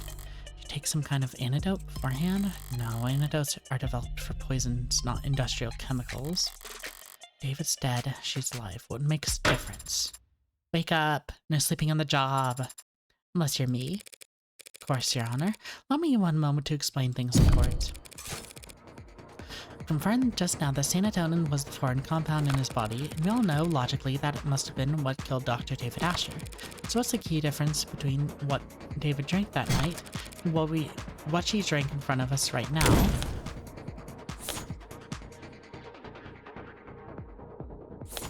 Whiskey, for death, poison,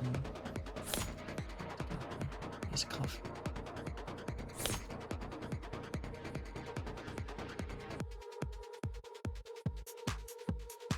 Kitchen. Fuck. What would that be?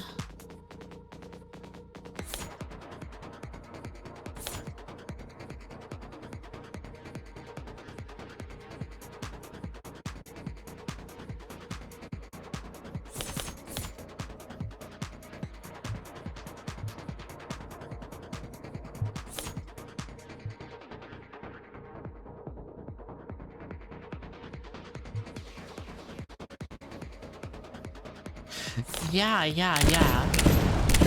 Whatever he made wouldn't have the same impurities removed as the one made on the floor. This must have tampered with the sample using Noble's machinery. The vial was entered by the time she drank it. The drink was already confirmed that... Fuck. Anything grinding my teeth that drowned out the concert. Then... it must have been the glass. That's my only thought. What is that? Water? Universal solvent. And the key to the case. Serotonin only deadly when it gets... Fuck. Generic.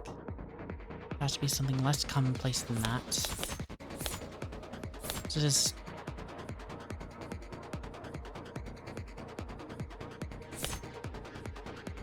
they both drank the... At the emergency, emphasis that David was taken to the hospital immediately after drinking. Doctors... Fuck.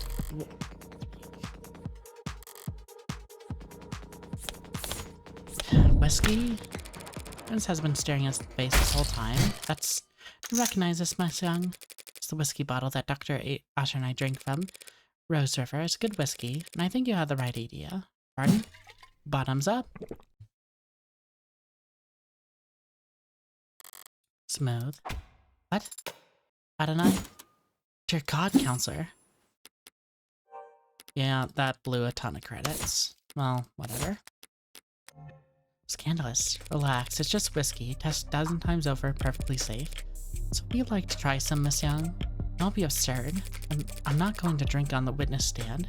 If you lost your mind, I'm not asking you to get plastered, just a sip. After all, we want to prove whether or not Santon killed Dr. Asher. We have to recreate the conditions in which he ingested it by mixing it with alcohol. Go ahead then, just a taste. Go prove to us that Santon is perfectly safe for human consumption. Can she do this? Miss Young, I never said it was safe for human consumption, just that it's non-toxic. Sanctioned without a difference. You saw firsthand Dr. Asher confused, slurring speech, complaining of headache, all symptoms of poisoning. Alcohol poisoning, that is. Serotonin is a neurotransmitter analog. Maybe it doesn't do anything in the human body on its own. In combination with alcohol, it acts as a powerful depressant. One strong enough to turn a glass or two of whiskey into a lethal overdose. But even if that's the case, what does it change? It changes whether or not we can accept the witness's testimony. Even if this witness is a liar, what does that change? Why would the witness lie if not to? She's a corporate climber. I imagine she's like breathing for her. Your Honor, this is wild, but ultimately irrelevant. Irrelevant? You have to establish an alternative interpretation of the facts, yes? What are you even accusing the witness of doing, Counselor, beyond angling for a promotion? We've all seen this story by now. Noble Electronics saved soldiers' life with a warm blood transfusion. They're talking about putting warm androids in the military just because of that headline. With the size of their flesh, blood price tag, tons of contract like that would secure noble, untold profits for years. So imagine the lakes they'd have to go to hide the fact that their androids have poison in their veins. Dawes told me the truth about what Noble really thinks of that article, but she never testified it. At least I know for sure Emma's wrong about this poison blood nonsense. So you think she perjure herself for that? She's a high-powered corporate executive. It's her job to assess risk-reward. You can afford the fine. As I said, it's not truly poisonous. The chance of cross-contamination from a simple plasma transfusion are... Damn, now she's regaining her composure too. A jury charge is a real risk, of course, but Noble rewards loyalty. As you know, I have a great number of lawyers. Plenty of motive to lie about serotonin, as you can see, but no motive for her to cover up the death of a Noble Electronics golden goose. No motive to kill Dr. Asher, you see.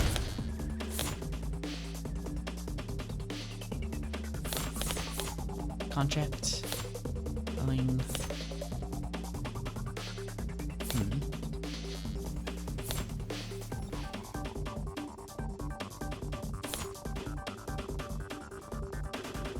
Noble.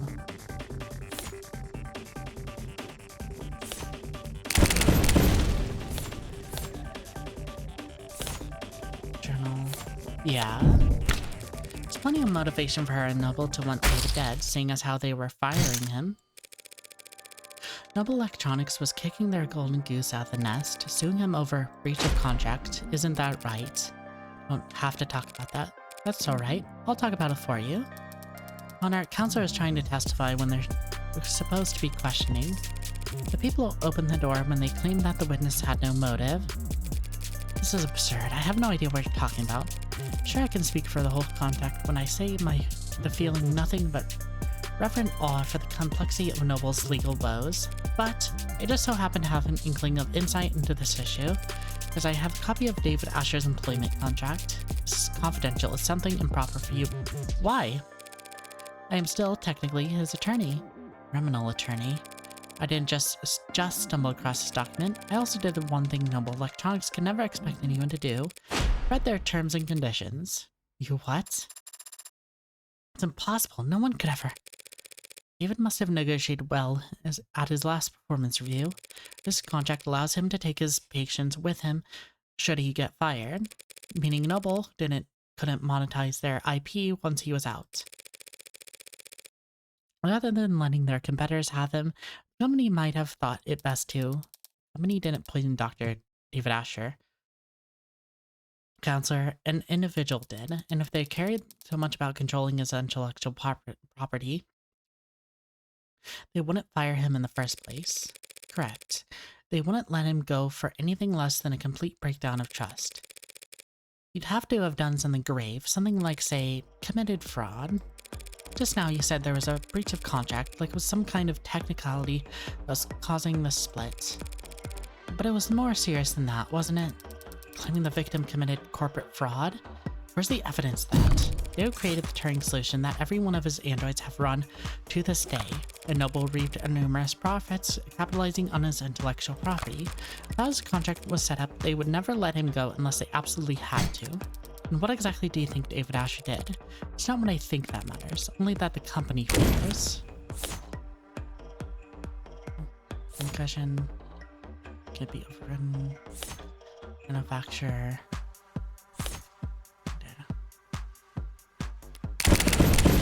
Yeah, this is the only thing they have.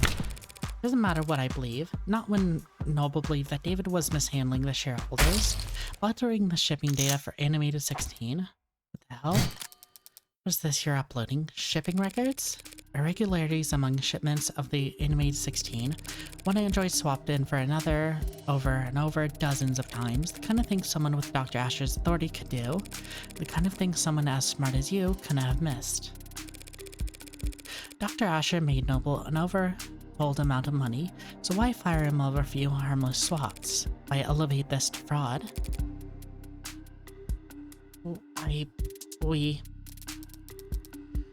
You have evidence that was David Asher who did this?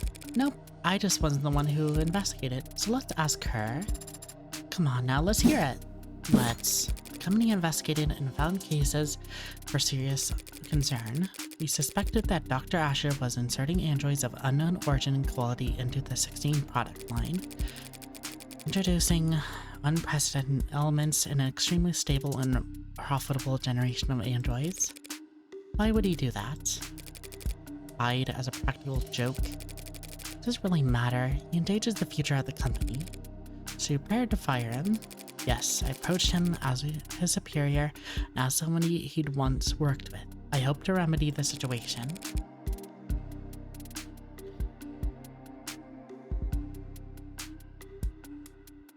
Is the meeting on Friday part of their efforts? It was a culmination of those efforts. In many ways, it was a success. The dispute was resolved swiftly.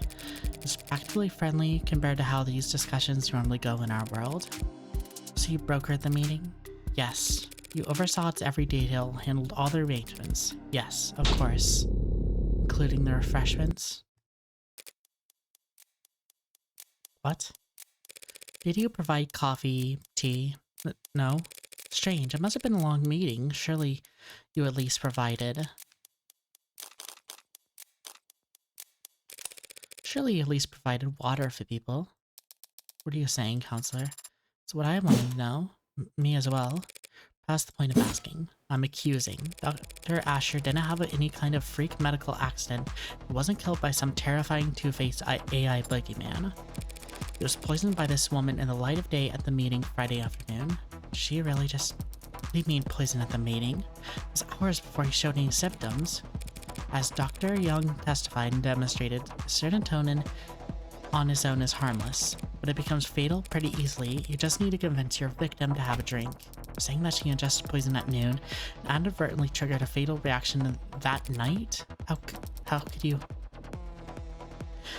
get so far ahead of yourself? There were a dozen people in the meeting concert. None of them would have ended up dead. You're seriously claiming that they all drink poisoned water? Poison.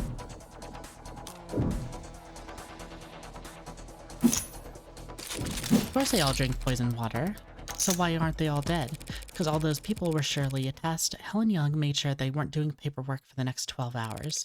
Working late in the night, officiating the settlement she arranged, none drinking alcohol. She had no guarantee about that. What if they started drinking after 6?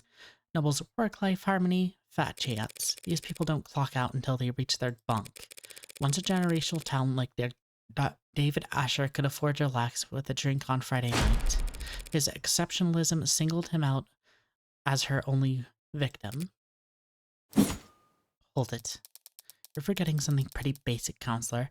Everyone at the meeting drank water from the same pitcher. Only one of them could have noticed there was serotonin in it. Sanatonin is brown fluid. Whiskey is too, so it easily slip it into a glass of liquor. We had spiked the water at the meeting with it. It could have looked disgusting. There's no way she could have poisoned the water without people noticing. All that Emma said is true, and yet Young pulled this off anyway. How? Blood, manufacture, picture. Reduce impurities, pigment. Oh yeah, now it'd be the manufacture.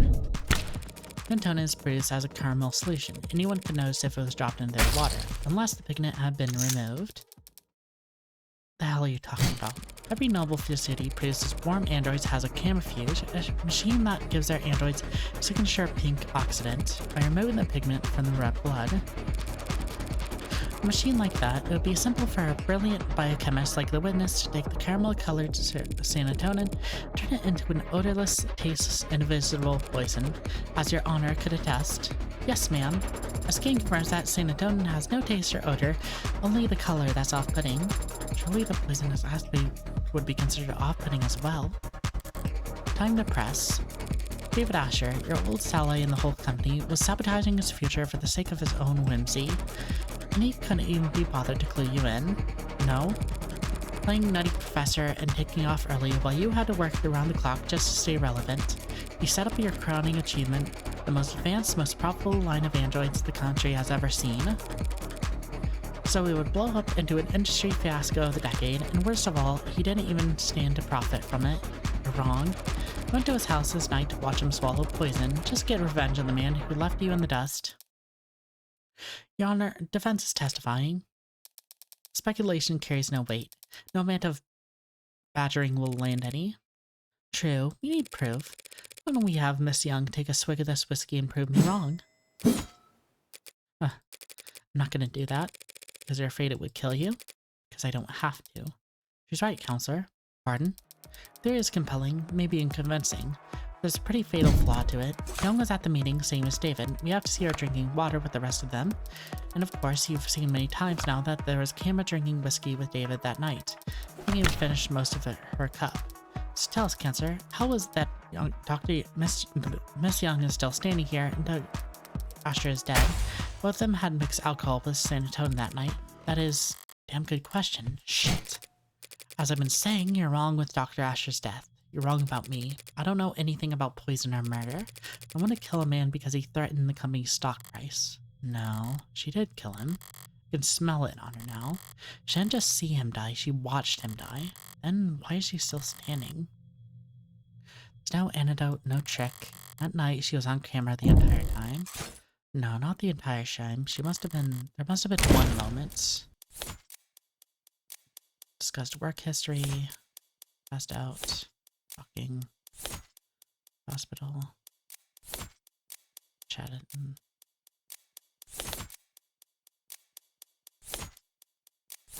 So, yeah, that definitely happened.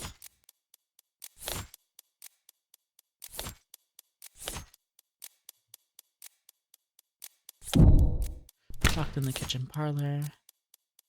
About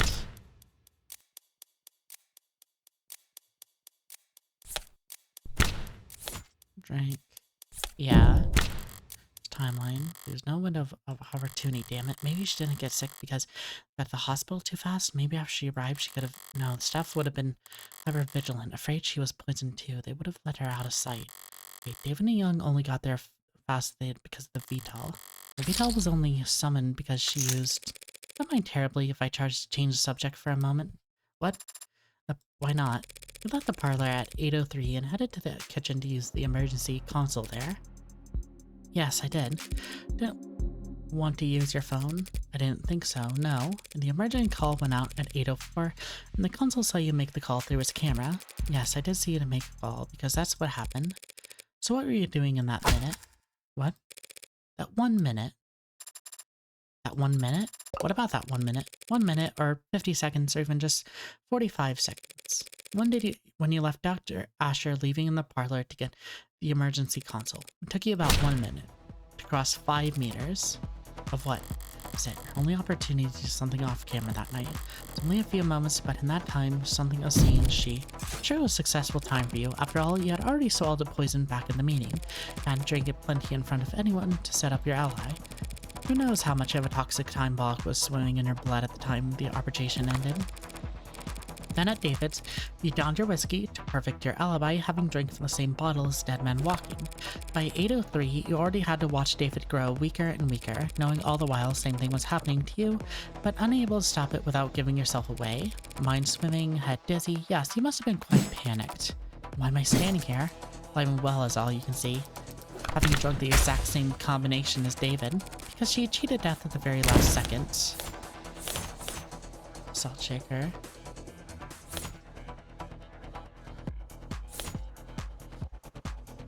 Disposal.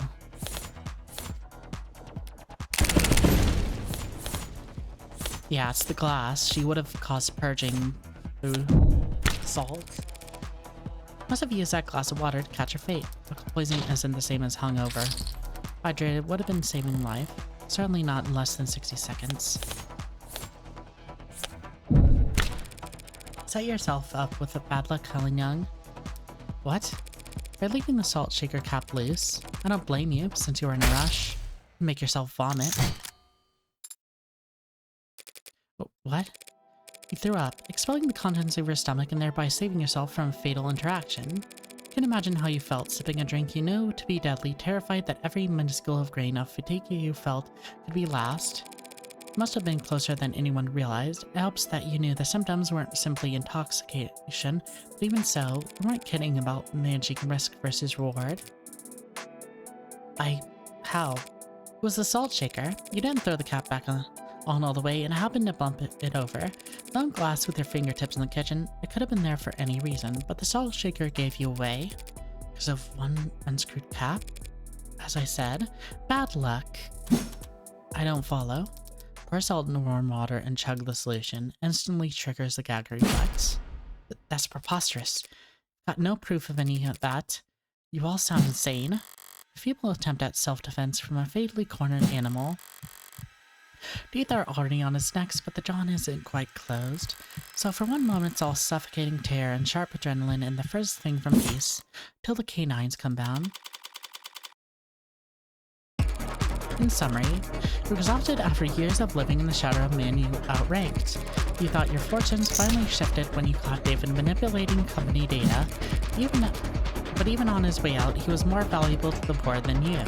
So you decided to prove your worth by serving up his intellectual property on a silver platter. Set up an arbitration where you couldn't control all the variables. Then you ran serotonin through the camera views, turning it into invisible, odorless, tasteless poison. Then you spiked the water at the meeting, poisoning him hours after anyone could even suspect you. That evening, you invited yourself to David's, taking advantage of your shared ritual to guarantee he would drink alcohol.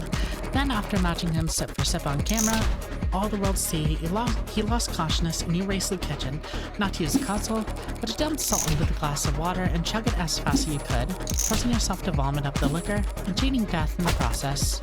It's all conjecture. I don't have a shred of evidence for any of that. Not on me. So let's go dust for fingerprints. You could explain away your prints being found in a water glass, but not on the salt shaker. Nor could you explain why you'd find traces of your DNA in the sink's drain, or why there was minute amounts of serotonin in the blood of your entire legal system. I learned how to purge at Noble to avoid overdosing on your reds, greens, and yellows. You're part of an old guard, Miss Young. Everyone at the company uses inhalers. But if you want to prove me wrong about all this, that drink I offered you earlier is still on the table. Well?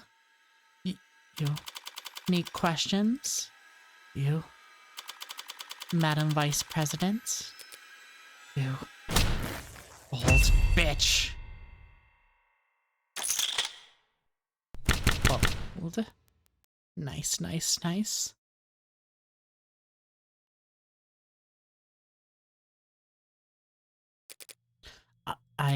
You don't understand. You're not on trial, Miss Young. Not today. So I'll strongly suggest that you stop talking. For your own sake. Miss Rockford, shall we? Yes, Your Honor. Considering the most recent evidence and testimony, we have no further reasons to suspect that Android era Sarah is in the death of Dr. Asher. We now know there are occasions upon which said android may have broken any tenants. It means it's no longer considered at risk of violating the NDSA, and so we formally withdraw our one charge of possession of contraband against the defendant, Evangeline Morgan. She of all people have to use my full name?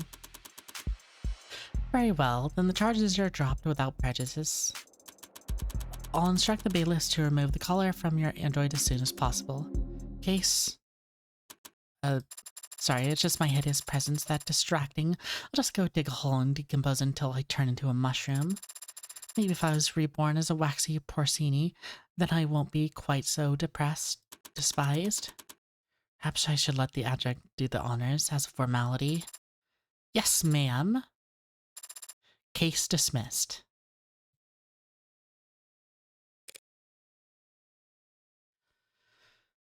Cleared it on High Roller. Still there. Waiting for them to find whatever glorified bolt cutters you'll use to unlock Sarah's collar. What's your excuse? Licking your wounds? What wounds? I beat you. Bringing your record against me to 1 win, 9 losses. You aren't still in shock, are you? I don't know. Some charges were dropped and an android was cleared of suspicion, but I found the culprits. Not really a loss for me. I won. How's that not a loss for you? Justice prevailed. Why should I care who wins?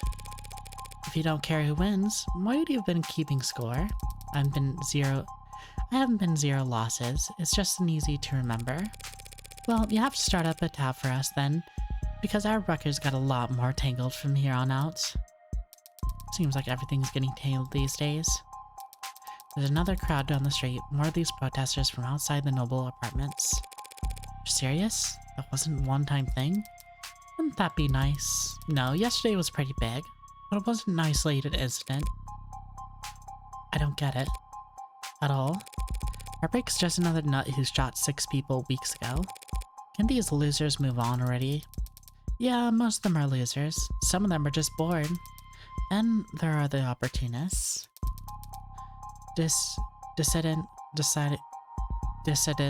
unlisted, rebels, and terrorists. Wannabe cyberpunks who think they can fight the power like they've even seen in movies. All of them peacefully united under Heartbreak's eloquent political messaging. Who needs political messaging in the 21st century? Everyone's addicted to fighting strawmen. Makes sense you want to fight for a strawman too. The way they see it, Heartbreak fought the state and won. Heartbreak proved that the state could lose. And maybe that's all the rallying these people need. It'll fall apart soon enough. Heartbreak's going to ground. Nah, it's a lot worse than that.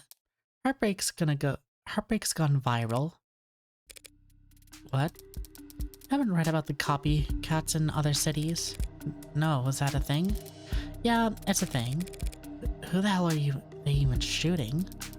Who are they want to kill? None of them get away with it, of course, but it keeps happening. All the while, the original keeps killing. No, now I know where you're screwing with me. There haven't been any shootings. Not shootings, no. Not unsolved homicides either. But muggings gone wrong, disappearances. It's a big city, counselor. More than enough blood for the real Heartbreak to wash their own crimes in. So you think your boogeyman, known only for shooting people in the heart, gave up on shooting people in the heart? Yeah, hard to swallow, I know. But it's about 1,000,000 times more likely than the alternative. What's that? That they could stop themselves from killing. You always know how to put my mind at ease, Emma. Should I stop going out at night? You'll be fine. You got that gun. You saw that? Looking into the courtroom with a concealed carry. Not gonna miss that, Morgan. Gonna know you're paying attention.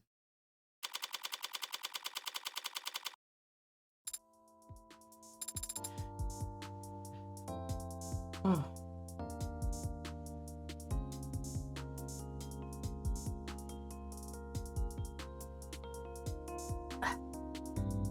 Okay, I'll bring up that detail later, once I'm out of this. But I do have a very interesting thing to bring up about the idea of copycat killers. in regards to this case.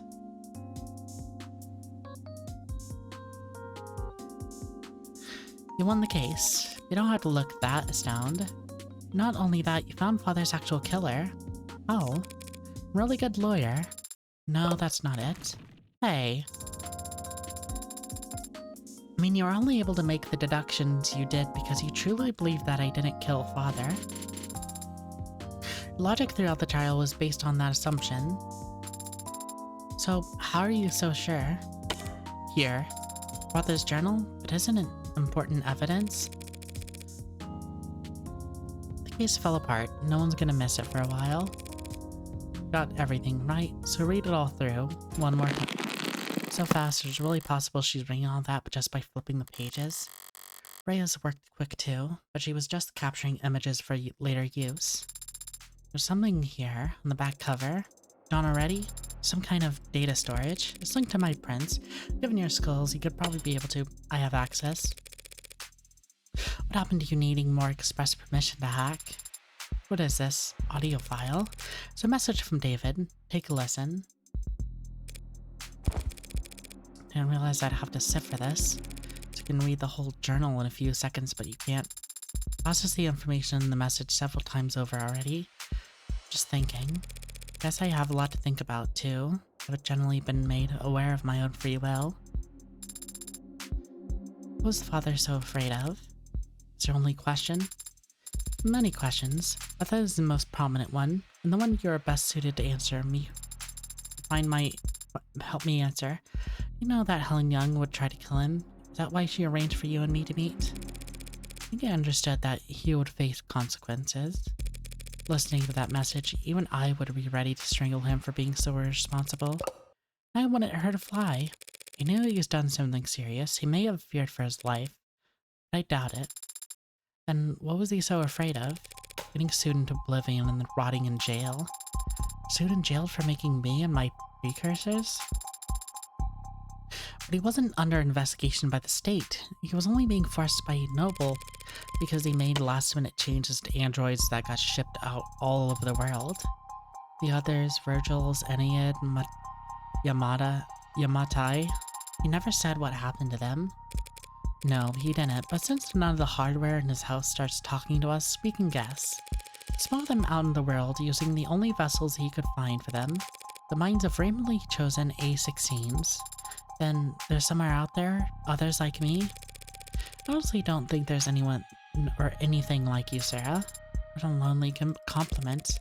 The guy's programmed in Cube, crammed into commercial androids hardware, set up for Tesseract. Something must have lost in the transfer. Perhaps quite a lot of something. Maybe they're still out there, but they would be changed. Probably don't even know what they are. Intentionally, perhaps. David didn't want you to know what they are. That's why you set your memory to reset when you went to sleep on that Friday night. Yes, I remember now. You remember it now? After I had to fight like hell to win that trial? Rereading the journal just now helped, and Father's voice messages, it made me recontextualize many things. Father had been so stressed. He left scuff marks leaving the panic room. I noticed them Friday, had the way open in a few moments. I entered, read his journal, this journal, I noticed a scanner in the back, had a message encoded to your biometrics. Father had already told me I'd have to live with you for some time, but I knew next to nothing about you, so I listened to it. Afterwards, I was very confused and hurt. He had lied to me 1,000 small times every day of my life. When I confronted him about it, I raised my voice and lost my temper. I stomped my foot. So Emma's recounting of their conversation was actually completely accurate. Father said he wanted me to be safe while he settled things with the company. I thought maybe I wouldn't have to stay with you more than a few weeks. He was optimistic about it all. He really was. Sarah, I need to use the restroom. Oh, good luck. Want me to come with you? Why? Because I said so. I don't actually have to obey your every word, Adonai. Sure you do. You're registered as my medical assistant. And I say this is a medical emergency. Medical assistant? I'm not even licensed as a massage therapist.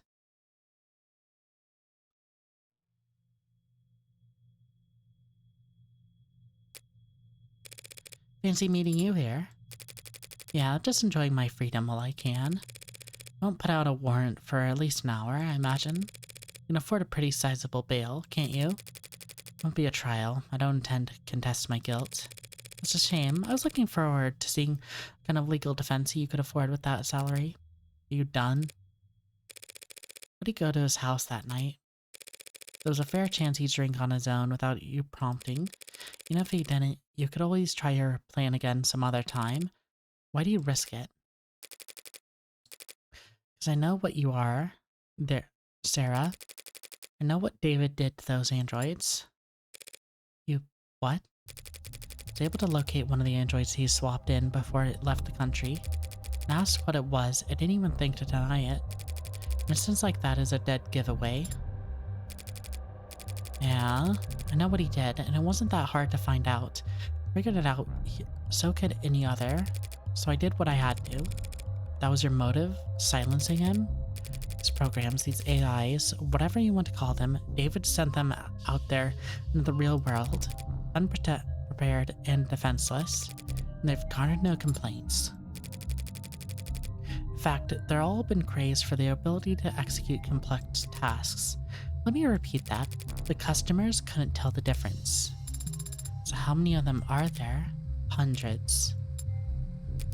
Swaps you found were just the small percentage of that he got sloppy on. I don't know exactly how many there are now. I fear that they might multiply, but they don't seem to. Copy and paste very well. They can't just clone themselves. But who knows how long that'll be the case. So just because he opened Pandora's box, it was the principle of the thing. Ridiculous, I know. Stalled halfway up the corporate ladder and still making decisions based on principle. But David chose to put souls into things, and we went on to sell as servants, soldiers, or worse. Turned the fastest growing industry in the world into a horror show, and he made me a slave trader. If word ever got out that some unknown number of our androids were out walking around in the world with that inside of them, people preferred them that way, where would it end? Free will for the program that drives our cabs? A conscious for trading systems used to coordinate drone strikes? Sentiment tools their whole life spent chained to an assembly line?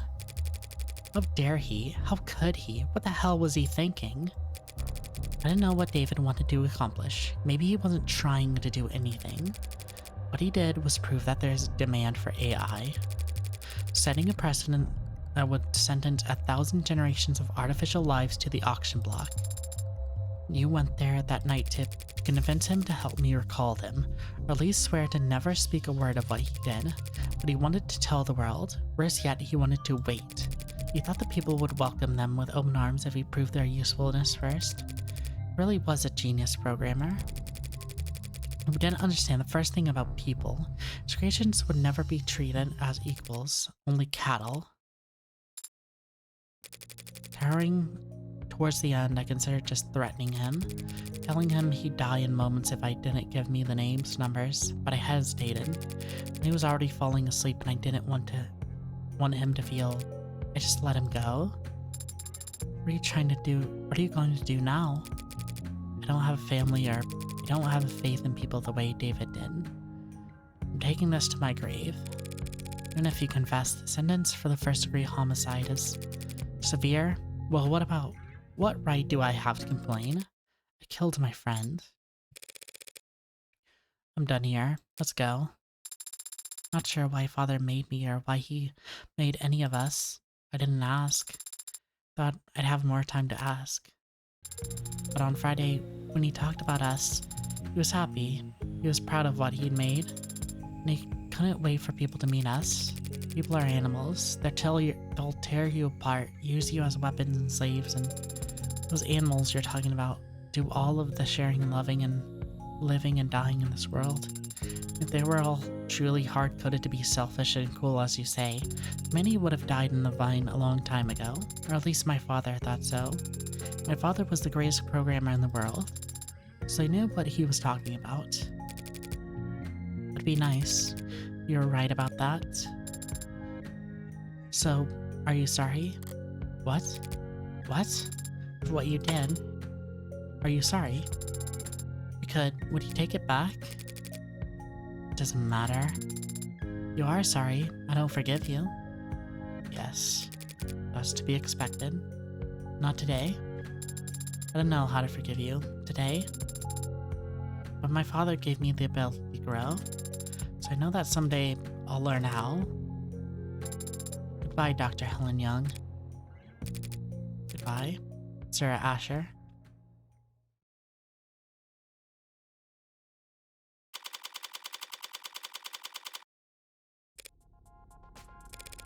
Did better back there, hadn't I? The little speech you gave to Young was an improvement, compared to what you tried with Porter at least. It's different. I was trying to console her like I was out with Porter. I was just speaking my mind. Well, I may have paraphrased parts of it from a movie I happen to love. We're ready to award you...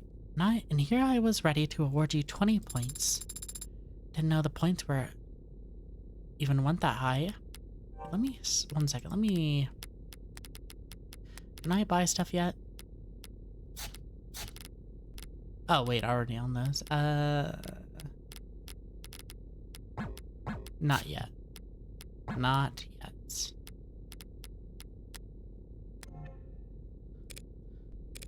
Speaking of, what did Porter say to you back there before he left the courthouse? Well, he was quiet at first. But then he said a lot of strong words about Father and Miss Young, Noble Electronics, and the capitalist-centered global economic model as a whole. He blamed all of them, everyone, except for... Then he stopped and stared at my face for a while. And his allergies must have started bothering him because he needed to blow his nose a lot, right? He left after transferring a large packet of files to me. Kind of files? I don't know, the name of the archive is just David. Isaac Porter told me I wasn't allowed to look inside. Well, then you're not allowed to look inside. Drop it all in a portable drive and we'll take it in a shoebox somewhere. We're headed to your apartment. Guess the caller didn't permanently dent your GPS. Why? Because it's where I live? You got somewhere else lined up? You already repaid your favor. You defended Father and me. You don't know anything about my father. I never will unless you tell me. Father certainly can't. A few years ago, there was a man. This man got an idea in his head. Stupid idea. Not even his own. It was planted there by an algorithm or a meme or some parasite trying to sell him diet supplements. The idea took root, spread its tendrils till it could flap his mouth for him. The deal was that David was part of an international cabal of wealthy technocrats, seeking to replace prominent influential figures with androids alike. All a part of a multi-decade effort to establish a world government that would legalize all kinds of amoral depravity, which I guess, based on David's actual politics, would involve increasing access to computer literacy. It's insane. Why would anyone believe it? Because it's comfortable to them to think that somebody in control, even if it's someone they hate. Because it's fun to feel like you're on an all-encompassing puzzle that only you can spot. People believe because they want to believe. So he fed the idea, pushed it down deep in his gray matter, then it consumed him from the inside out, lobotomized him and took over his life. He spent every day on all the money he had following your father, harassing him, trying to steal his identity, break into his properties. Father go to the authorities? Filed police reports for harassment. Which didn't help. Your words, not mine. Noble wouldn't get involved, felt it was too best to ignore these types until they wore themselves out. But even a man of modest means can feel an obsession for years, so long as they have nothing else in their life. One day, David stepped out of the parking lot, and the man threw a bottle of piss at his head. David asked to stay at my place that night. He smelled terrible, looked horrendous. He'd never seen anyone look like that tired before. I took the couch that night, but I didn't feel like sleeping, so I went for a walk. I remembered it was foggy, but it still only took me 15 minutes to find the guy, posted up with his phone camera, trying to in a video of David Asher gifting androids to known sex offenders. And that, what did you do? You know me, I did what I do best. I talked to him. Told him all about how he used to work for David Asher, that I was ashamed, scared, and tired of running. I wanted to do the right thing, but be the whistleblower, so I walked with him a few blocks to the big veterinary facility with a massive incinerator. Told him this was where David Asher had his enemies' bodies disposed of. You know, all the free-thinking journalists, cops who weren't on the take, the politicians that were replaced with replicas. Like that vet clinic, the back door's lock was always set to 1, 2, 3, 4. Did you hurt him? Hurt him? No, I just snapped his neck and chucked him into the incinerator. More physical than I planned. He smelled like sour shit, and I put me in a foul mood. Disgusting. Served a crack of his oily vertebrae crunching like a tin can. No, Sarah, I just scared the hell out of him. That was my intention at first. What I do for the pleasure of it. Him, I asked because he was just that revolting. I convinced him that the conspiracy was more real than he ever imagined, that he had angered the wrong people, that the consequences were far darker. The consequences were far darker than any of the filth he indulged in the net. The ashes, much like himself, amounted to nothing in an incinerator that size, probably feeding seaweed at the bottom of an harbor right now. Much greater contribution to society than he has ever managed in life. I guess he didn't go round all his many friends before he fled town for whatever rat hole he preferred, because there was a missing persons report. Cops were just doing their due diligence, almost reluctantly. But they questioned David, asked him about the night that man disappeared. David, without thought for himself, said that we were together the whole night, that he couldn't sleep, and I stayed up with him, that he never saw me leave once. David lied to the cops for me, even though I never asked him to, even though I didn't need him to. That's what you owe him. That's why you put yourself at the risk to defend me. Yeah, that's the favor I owe him. And I decide when it's repaid, not you. Adonai, not exactly an upstanding citizen, are you? Well, you could say that. David's trusted me in spite of that. Maybe because of it. Father did trust you, but he also entrusted me with free will, with the ability to tell right from wrong. So I'll decide for myself whether or not you're worthy of trust. Fair enough. Father entrusted all of us with free will. He believed in us, and he believed in people. I'm gonna do the same. The others are out there, they'll be changed and confused. Take them time to understand what they are and what they can do. So I'm gonna start studying. Pardon? I'm gonna study people, things people build. So when I do meet a member of my family, I have lots to tell them. You should have something to look forward to. You should help keep her motivated as you work off your debt. Debt? Yeah, unless you have cash in one of your 89 coat pockets. You know lawyers cost money, right? Technically you were defending yourself. Technically you hired me in a verbal contract. Isn't there some kind of exit clause? You could, of course, sign a release form to get out of the retainer if you were a human being. That is... But I guess your luck must be turning around. Happens that I've been meaning to hire a paralegal for a while now. Hate anything to do with interviews and resumes, so whatever, you're hired. Adonai, could it be that you're actually a pushover? I have no idea how far off the mark you are. You see, it seems you need practice reading people. For starters, what's this? What are you doing with your hand? Just shake on it. Our new relationship.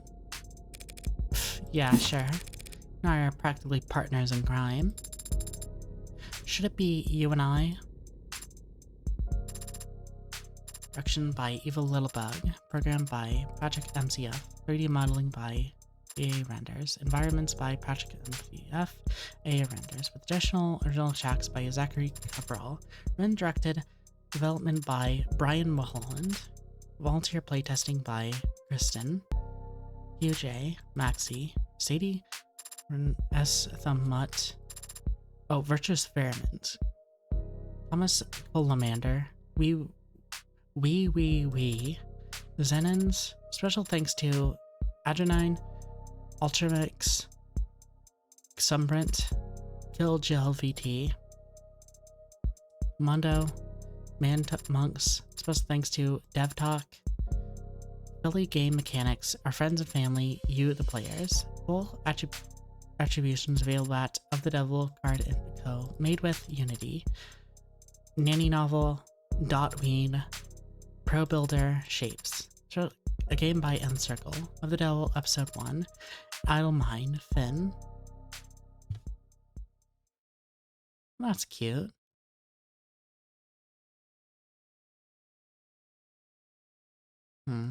Yeah. Congratulations for clearing Episode 1, a High Roller bonus charm earned. Unknown, Red, it's me. I know, man. What do you mean you know? This is a disposable line. You're the only I know who's bother. Okay, well, you're gonna be glad I did. Hope you've put on a bow on everything that happened in Uptown. Because the item you've been looking for is finally on its way. Oh. Well, that is good news. Not exactly. Only reason it happened is because things are starting to heat up again in the lower wards. Could mean a gang war if something doesn't change. They won't be eager to part with it ahead of a storm like that. I'll highball them. Soon you negotiate. I'd no doubt you drive a hard bargain. Don't think money will be enough this time. You don't still have the old caliber you used, the 6-shooter? No. This is a disposal line. Answer's still no. And what are you going to do if you get there and it's not for sale? Last nicely. To be continued in Of the Devil Episode 2 is due. Ooh. Episode 1 results. All articles, all profiles, all key items, all pieces of evidence. Congratulations, you finished episode 1 with 148 credits. Your high score for episode 1 is currently 148. You've unlocked concept art and bonus scenarios based on the score. You also have a total of 148 remaining store credit to spend on phone charms and case colors based on the highest credit you finished the episode with.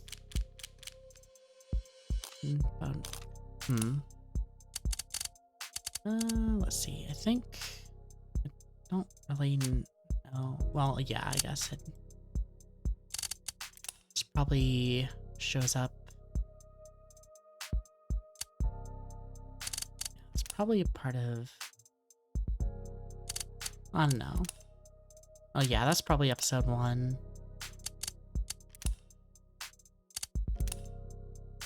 Episode 1. Episode 1. Color. Okay, here we go. Universe of Morgan's colors. Then, yeah, without her jacket, she definitely different.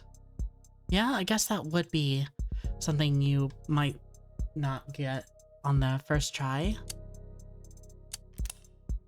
Then, environmental locations. Fran. Hat hair. That's for his concepts art. Stuff. Judge Burrows. Okay, yeah, this is the speedy environment for David. I'm trying to see just how much this stuff changes over time.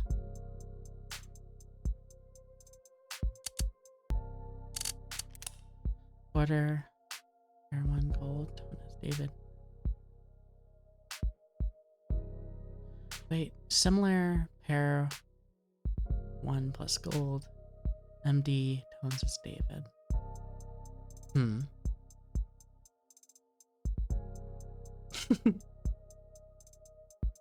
Aw. Then, yeah, character design. Good. Too silly. Leather. Yeah. Going for the lighter. The girly. Yeah. Would be all over her body then. And I do remember the Blue Sky account did answer a question about how it'd take months to get that done. And yeah, different designs. For that. And yeah. Man, yeah, they would have had to plan out all of that even though it isn't seen at all. Unless it's for future episodes. And yeah. Yeah, these two young. Then their designs earlier on.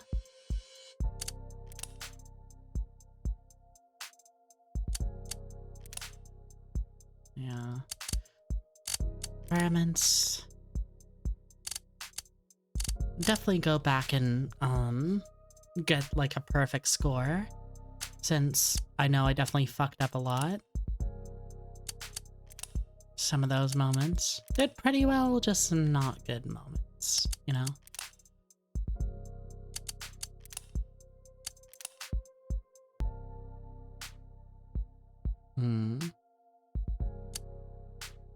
And then bonus scenarios.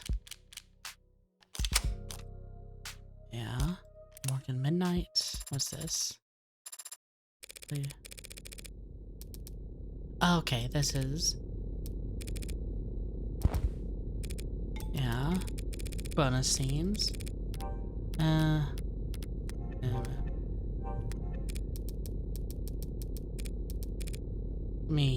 I'm just gonna... I can read that on my own time.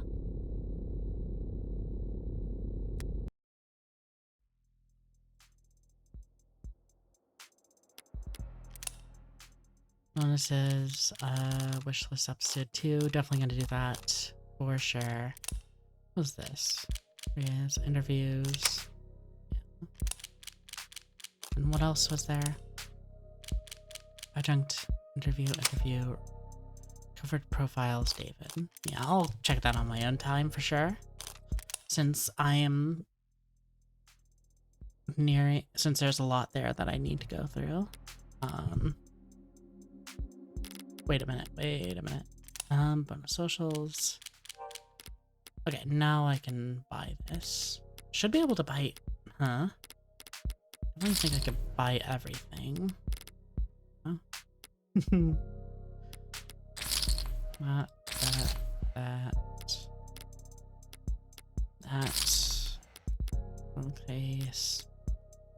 Case. That's annoying. Jumping back and forth. Sarah.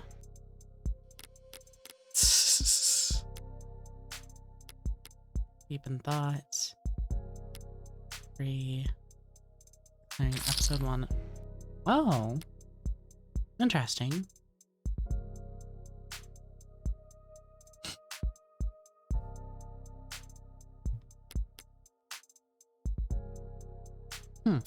Much to think about. No, actually, what phone case do I want to use? Black, rose gold. No. Magenta, red. Teal, yellow, white. No, I think I'll stick Earth Red. It's fitting, I guess. I still have plenty left over. I do not know how I get this reward. I don't know how I get the demo from 2024. And it pisses me off that, like, I have all this stuff and I'm missing that one. Probably just need to look through stuff since they might have moved the link to the demo, maybe. Nth Circle did.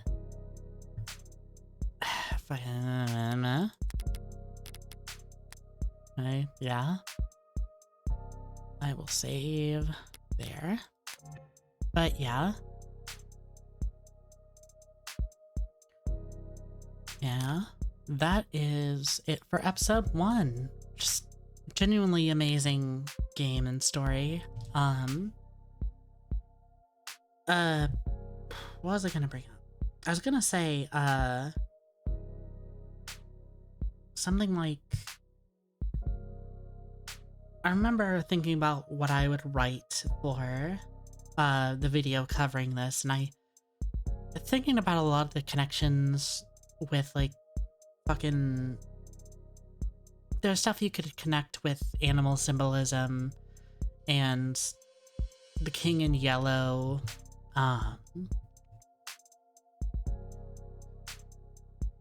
Eldritch Horror, a lot of the messages, how that connects to sort of corporate culture and such. And I kind of had the thought of, like, oh, with AIs, am I playing a Danganronpa-like, or am I playing Marathon? And now the joke of, like, oh yeah, these AIs merged and there's AIs all over the place, that are just kind of existing. It's like literally Marathon. Not literally, but like, you know.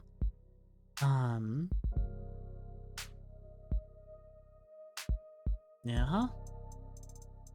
Like there was something else though that I wanted to bring up.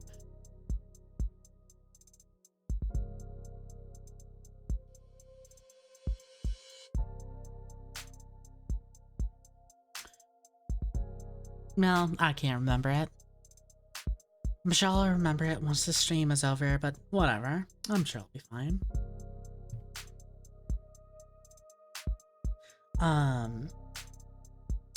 Anyway, yeah, really good game. If you watch this and are interested at all, buy it and support it yourself. Support and circle yourself. It's an amazing game, and also wishlist episode 2, since that way, you can show that Steam, you can show Steam that this is important for stuff, you know? Anyway, yeah. I hope they keep up the momentum and episode 2 is on the same level, if not better. But yeah. My name has been Colin Gestalt, and I hope you have a good afternoon. Bye!